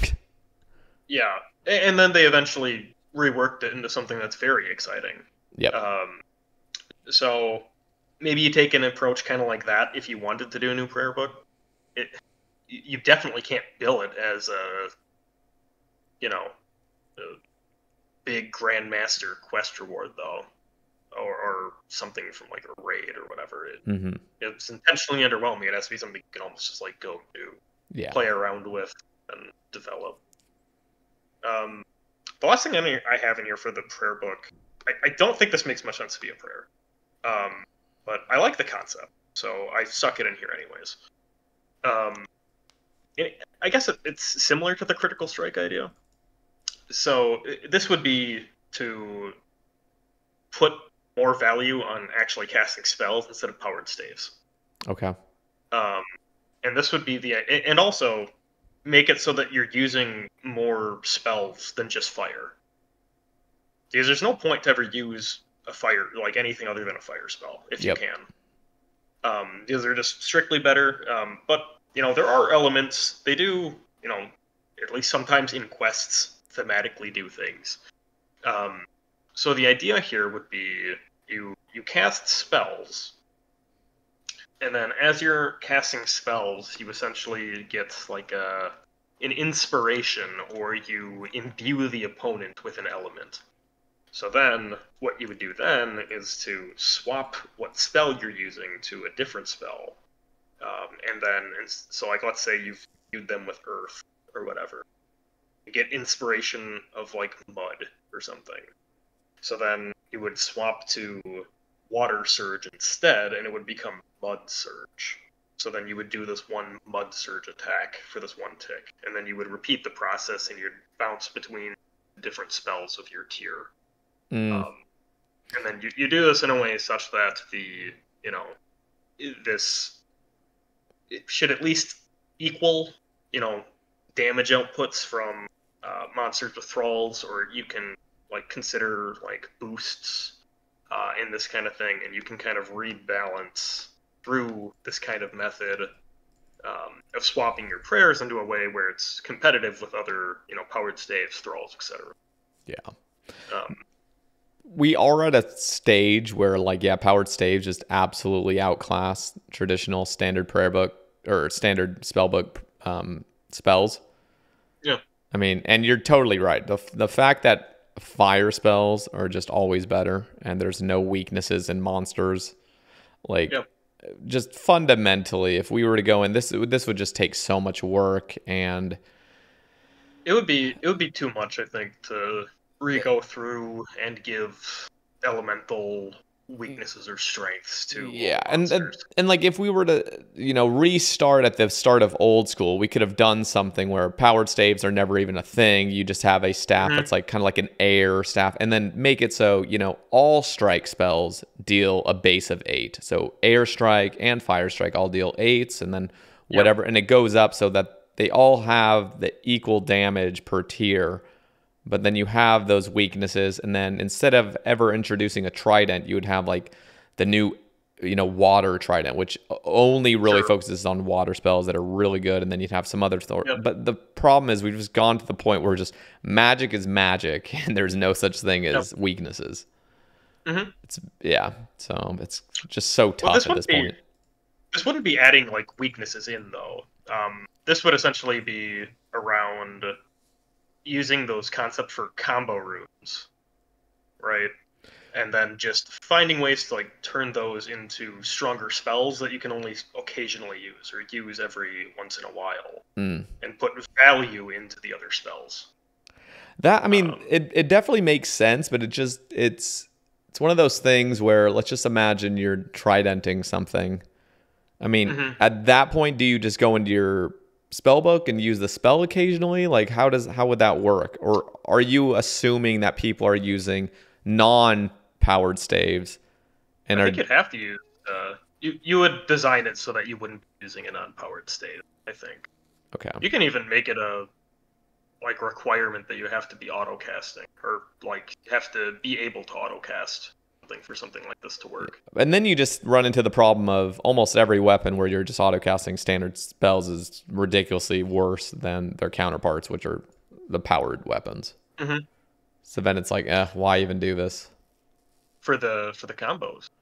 Yeah, but then it's like, what you would either have to make the combo so good to where it actually balances out, or it's just dead content. Purpose.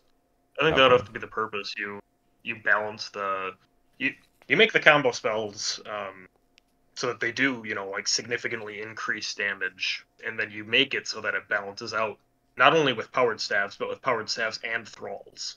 So that it's like actually useful. Or you make it so the combo spells additionally scale with like your magic level. So you still get some benefit from Saturated Heart. Or that would be, that I feel like needs to change regardless. I feel like your magic level should be doing something to the standard spells, but again, it's like we've just gone so far away from standard spells. It's like doesn't Fire Surge do 24 damage? Like naturally? Yeah, I think so. So one less than Ivan's Blast? Probably, but then you have the Tome, which is just the weirdest just anything that gives 50, like you got to understand, like there are some fundamental issues when you have an item that does 50% more damage. It still doesn't make it good. That's I know. The problem. I know. That's what's weird. You have to be absolutely fully decked out, and then it doesn't, like, there's no use to boosting your magic level because that doesn't do anything. It's a mess. Yeah, yeah, no, I agree. I They never will because it would be so complicated. But I do really wish they could go through and fundamentally update Magic Yeah. I to mean, some degree. I always love the conversations because like I talk about this with a bunch of guests as well. Like what, theoretically would be really cool. I know like those early casts with BC Guppy especially, where we're just theory crafting numbers of how to rebalance everything. It's like Yeah, it's really fun to talk about because there could be some really definitely. good positives, but it's so complicated and people just they they just Oh, want weapon to go burr at this point. yeah.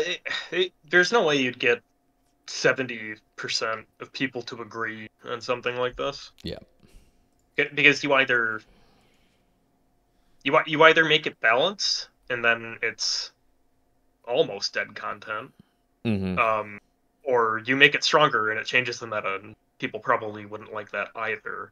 Yeah. No drop or anything. You're just introducing more DPS. Exactly. Um, the magic progression in general is terrible. Yep. The new warp scepter is a great item for kind of remedying that slightly, um, because it's something between the massive gap between Ivan's Blast and Trident. Um, at least on an Iron Man, Mm-hmm. right? Because on an Iron Man, you get Ivan's Blast in your first 40 hours of playing or something like that, and then you need 87 Slayer before you get the Trident. Seeing that for hundreds of hours. Weird. Um, but yeah, so those were mostly the ideas of the prayer book, or at least the concepts of putting more value back in undervalued stats, which was kind of like the core of it. And I guess also reducing some RNG by making, like some designated moments of, taking less damage or dealing increased damage, whatnot. Which, whether or not this would be a new prayer, I like the ideas, and I'd like to see them talked about. I guess a bit. Um, yeah. Okay. I think the last topic is bad luck prevention. Yeah, I don't think we're gonna have too much to disagree on this, but so a term I've kind of used with myself, not very exciting, is statistically reasonable, which would basically be when we're talking about gear or drops, for what percentage of people, or like what, statistically, um, are people going to spend, how much time are they going to spend doing this content for this drop, and is that reasonable? And so part of being an Iron Man is going dry, um, and I don't think that's a problem necessarily. I just think there are some cases where it's unreasonable, and you're basically just making parts of the game inaccessible because you're unlucky, which I don't think is good. Mm. So the big thing in here is that going 7x or 8x dry on an item is significantly more common than you think it is, or at least than people think it is. So going 8x is like extremely severe, and it sounds like one of the worst things that could happen. There's like 120,000 players online right now. Um, Out of those, about 40 of them, if you had them all just like go do a piece of content, about 40 of them would go 8x dry on it, Mm-hmm. which sounds like that's not that many, but if you look at all the items in the collection log, you're like pretty likely to go 7x dry on something in the collection log. Or multiple things, right? Um, and so you just need to pray to God that what you're gonna go 7x on, or 8x, or whatever, is not terrible. You know, hopefully you don't go 8x on your enhanced weapon seed. Or If Ellie. you go, oh my God, if you go 8x on Ellie, Hopefully, hope to God you don't go 8x on the Nightmare or on like an orb from Nightmare. Yep. Or even Goes worse, in, the Nightmare Jar. Can you imagine going 32,000 Fasani's Nightmare without it's a jar? unbelievable. And it's so Fasani's Nightmare. Correct me if I'm wrong here. If you get 6 kills an hour, that's pretty good, right? Yeah. Yeah. So 6 kills an hour, 1 in 3,000 drop of Fasani's, which is the fastest way to do it. You go 8x, which people will online right now. That's a 4,000-hour grind. And just to contextualize what 4,000 hours actually means or what that looks like, if you take somebody who plays and they do 2 hours of Fasani's Nightmare every day religiously, that's not including prep or gear, or like prepping, getting resources, supplies, whatever. It's just you're doing 2 dedicated hours of Fasani's Nightmare every single day. Mm-hmm. It would take you like 6.5 years to get that drop. Yep. I think that's unreasonable. And it statistically will happen, right? Like, this isn't like a fairy tale. Like, this will happen. Pray to God it's not you, you know? But I think when we're talking that kind of thing, we're talking about thousands of hours. For some items, right? It also depends on the item. That's the worst thing. This is like dead content we're talking about for the most part. For some items, like, is it actually reasonable to go that dry? Or not only to go that dry, but to spend that much time physically on an item? Which, at the end of the day, it's a game. It is supposed to be fun. And by the time you actually got this orb, there's going to be so many things out that are just better than it, or other content that you can't do. And you're just, depending on what it is, you're just locking yourself out of being able to play the game. So what do you recommend? Yeah, that's a good question. So the first thing is there should there actually be a solution to that? Do you think? Well, Like what do you think? so Uh, first of all, with the Desert Treasure 2 release, they did something where you're getting invisible rolls, and it yep, makes things more consistent. yep. Same with the Venetter shards. Yeah, They make it a 5 drop.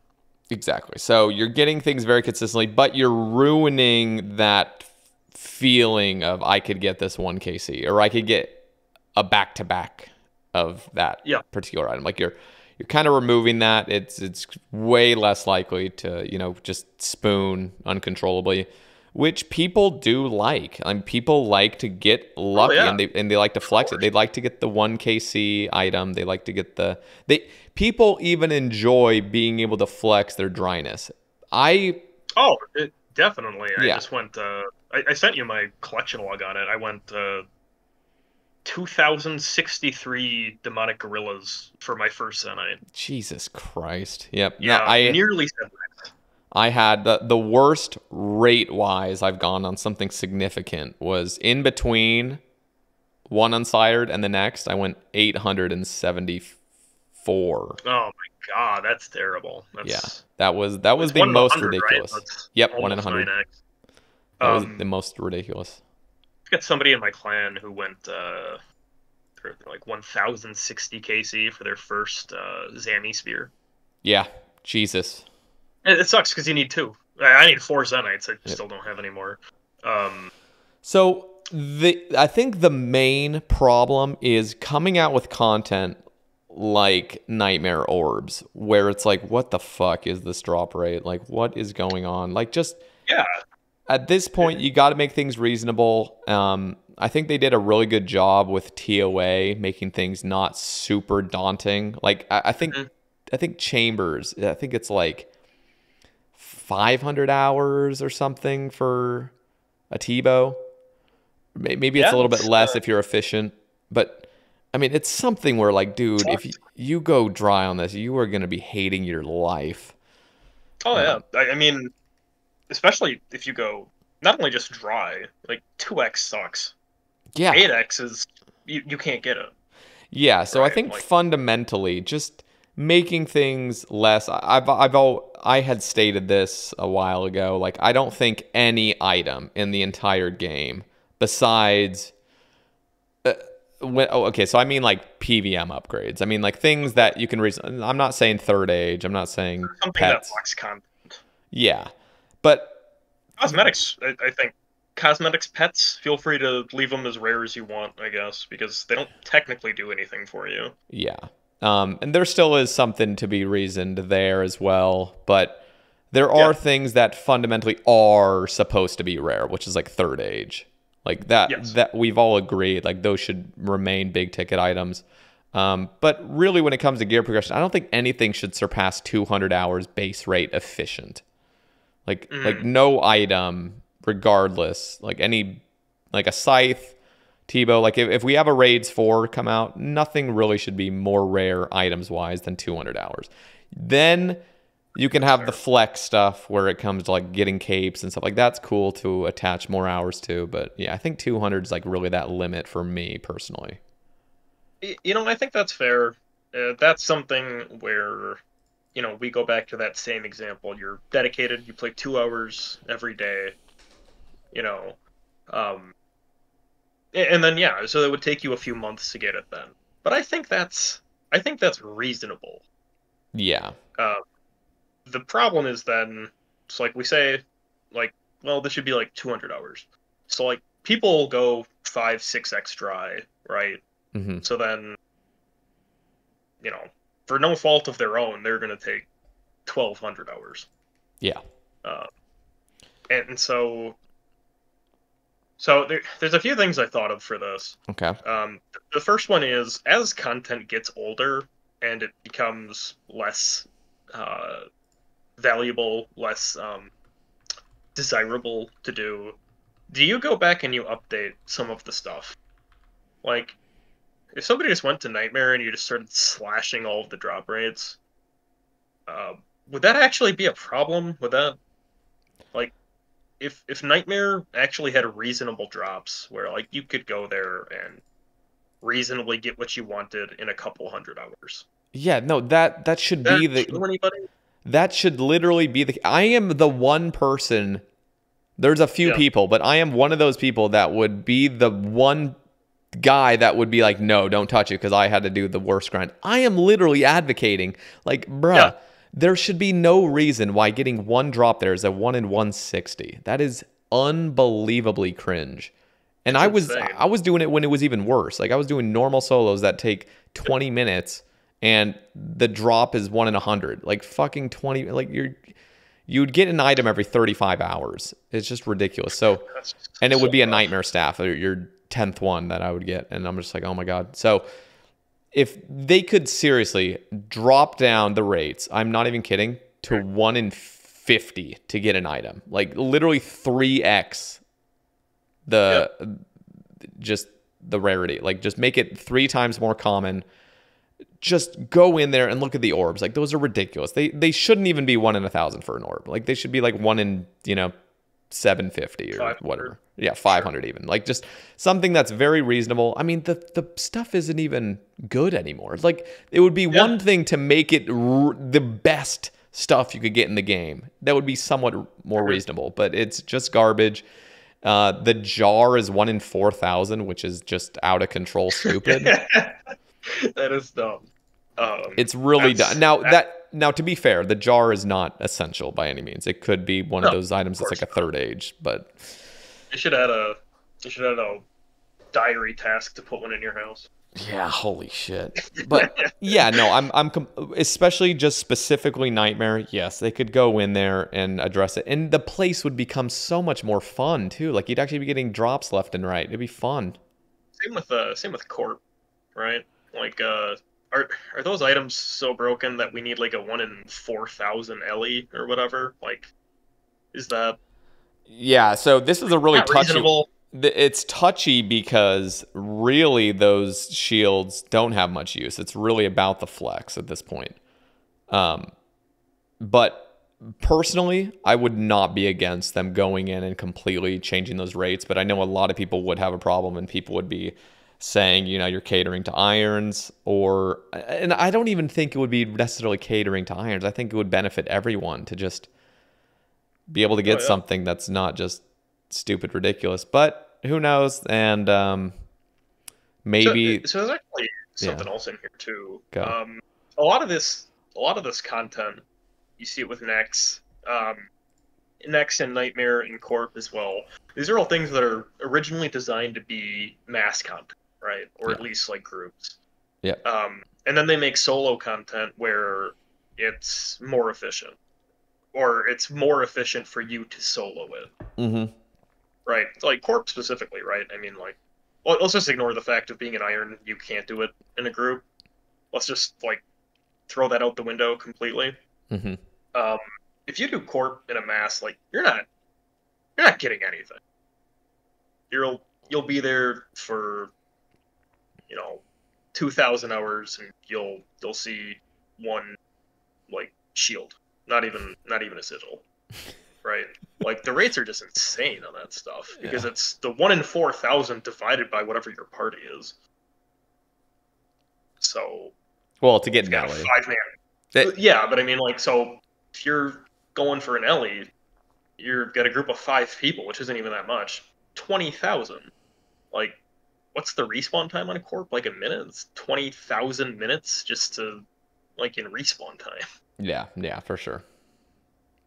You're incentivizing not doing it as a group. Yeah, and this was all content, but pre-collection log, pre-Iron Man mode. Like Yep. you just had, it was a fundamentally different game, and there are players that still like that because they don't care about Iron Man mode, they don't care about collection logging.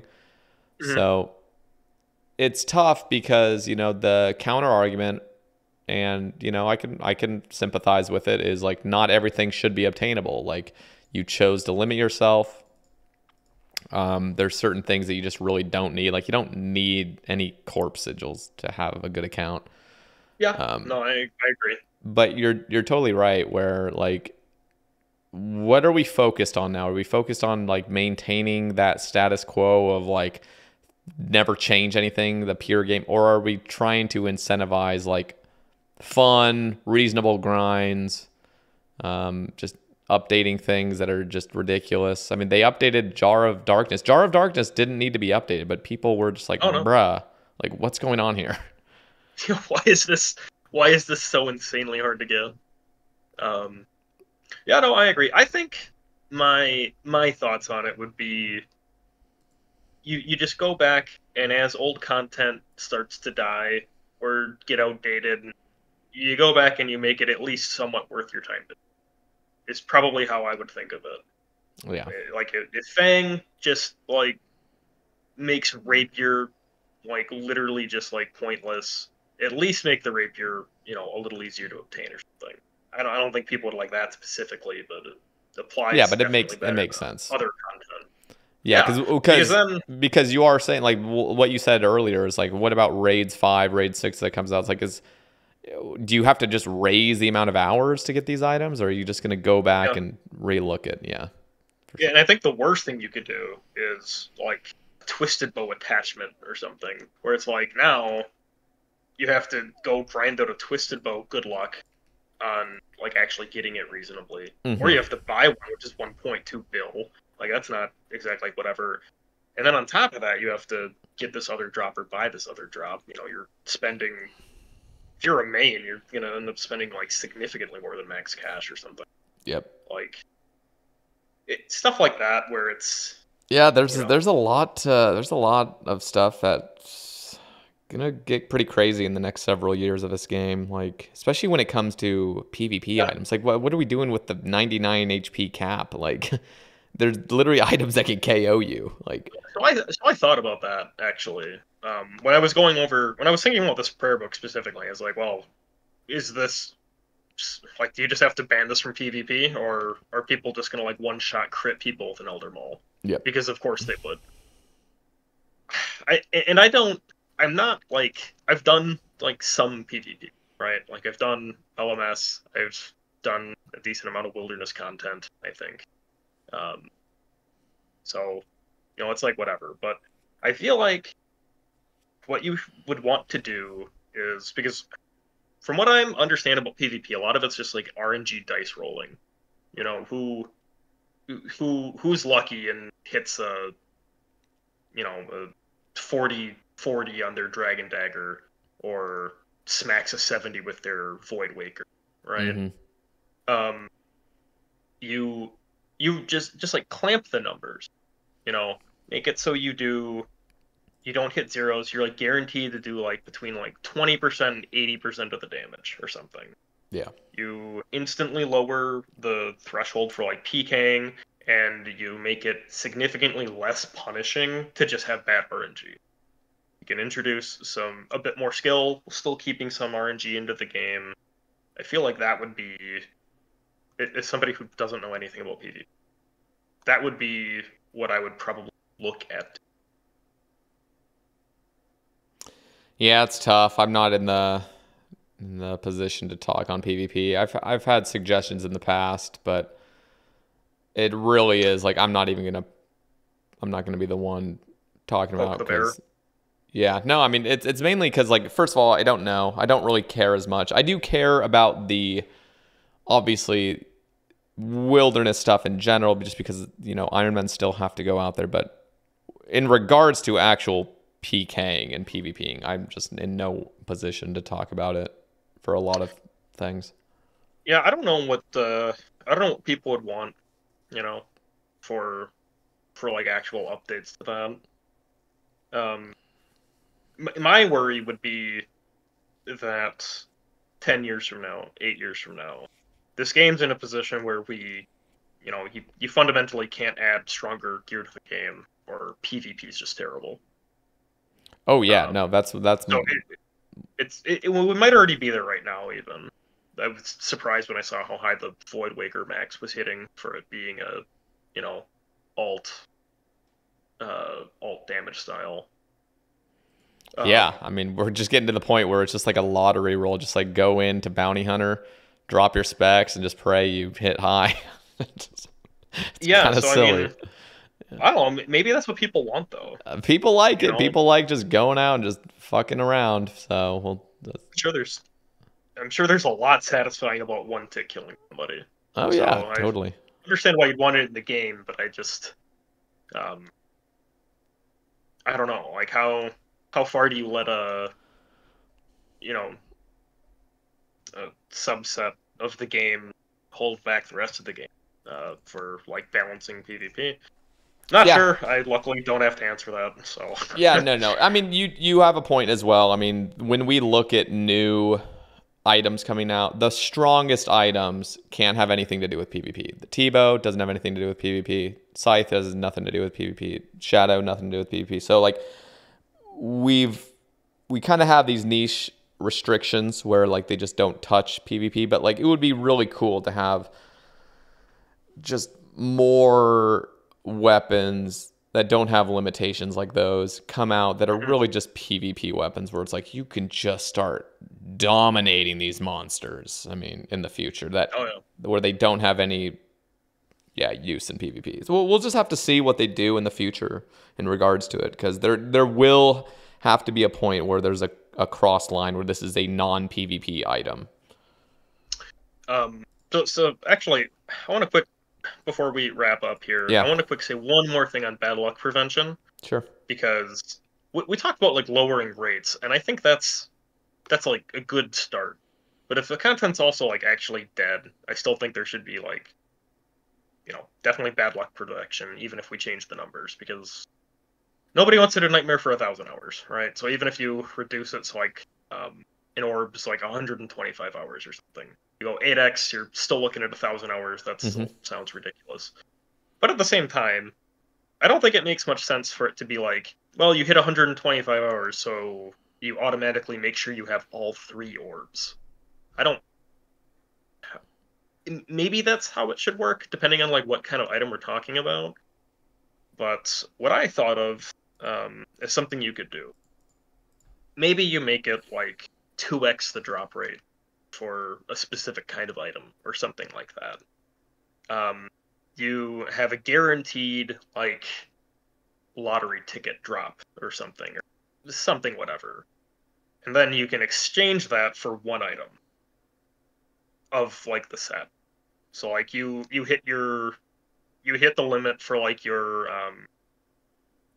your orbs for Nightmare, at like whatever rate, and then you can choose what orb you get. So it's not like you're just guaranteed to get everything at that point, but you can limit it a bit while still making it like a fruitful grind, right? Hmm. Yeah, I mean, Something like in regards to specifically Nightmare, I mean, just one way to statistically make it a lot more feasible to not go incredibly dry is just make it so you get an orb and you get to, choose what orb it is in a sense. Like you get to go that. power charge it. The problem is like it's not even that big of a problem. It would just be a change where like, okay, now all orbs are the same price. It is just one drop and now you get to choose. Or maybe it's even, it's just like, I mean, I personally don't have that big of a care with it. But Yep. I think generally speaking, without touching, because some people don't want drop rate protection. I don't have too strong of feelings, mainly because I've never gone like it just absolutely extraordinarily dry on something. Like I went almost 3x the rate on Mace, which sucked. I spent over like 1,100 hours at Nightmare, so that was absolutely miserable. But it's just tough. I think just fundamentally things should not be that incredibly dry, and I think it's not the end of the world to. That rare or that dry, or both? I don't know. It's tough because there's controversy around this issue. But like, imagine you went as soon as you go 1 times the rate. Imagine there was something where it's like, okay, now the drop rate invisible to you is about 10% higher, and then at 2 times the rate, maybe it's like 20% higher. I think RS3 is something similar to that, right? Where I think it's specifically for pets. Maybe I'm wrong, but it's like every time you hit drop rate, your chances double. So Yeah, it's just tough because it's fundamentally against what old school is right now. So I'm not really yep. going to take a position, but I do fully understand and concede the point that going incredibly dry is a problem, and we could have a discussion with the wider community about those kind of things. Yeah, I mean, I feel like it's something worth bringing up. Hence why I decided to bring it up Yeah, here. no, I think it's something that isn't often brought up, but it is something that, especially for Ironman, they. Yeah, it's specifically for the outer ends of it too are really nasty. Mhm. Uh, yeah, the massive range they take you because you can go infinitely dry on something technically. Yeah. That's not reasonable though. But yeah, I think that's more or less everything I wanted to talk about. Yeah, thanks for having me on. Cool. Yeah, no, this was really fun. I enjoyed getting to hear your take. This is something I don't get to do often, is just hear like the average players just experience and what they would like to see in the game. So this has been very helpful and very fruitful conversation for me. So I appreciate your time tonight talking. Um, Yeah, of course. I'll have. Is there any socials you'd want linked in the description? Any I'm way not for people to reach out, or what do you not think? big on socials. Okay, I guess you can always message me in game if you want. It's perfect. DrTorag. If anybody is interested in an Iron Man clan, I'll go ahead and plug that here at the end, just in case you made it actually all the way through.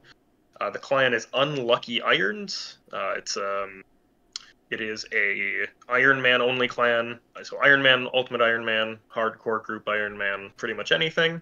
You got people from all skill levels, from people working on barrels gloves to people running challenge modes and tabs. So if you're interested in learning any content or just hanging out with some people, feel free to send me an invite or send me a message, or just look to apply. Awesome. Thank you so much, man. This was a pleasure. Yeah, sure thing. Thank you. Yep. All right, guys. Next week, we're going to be having Puggin and Lake on the cast at the same time, which should be a blast. If you guys want to support the podcast as well, there's a Patreon link down in the description, and we will catch you guys in the next one. Take it easy.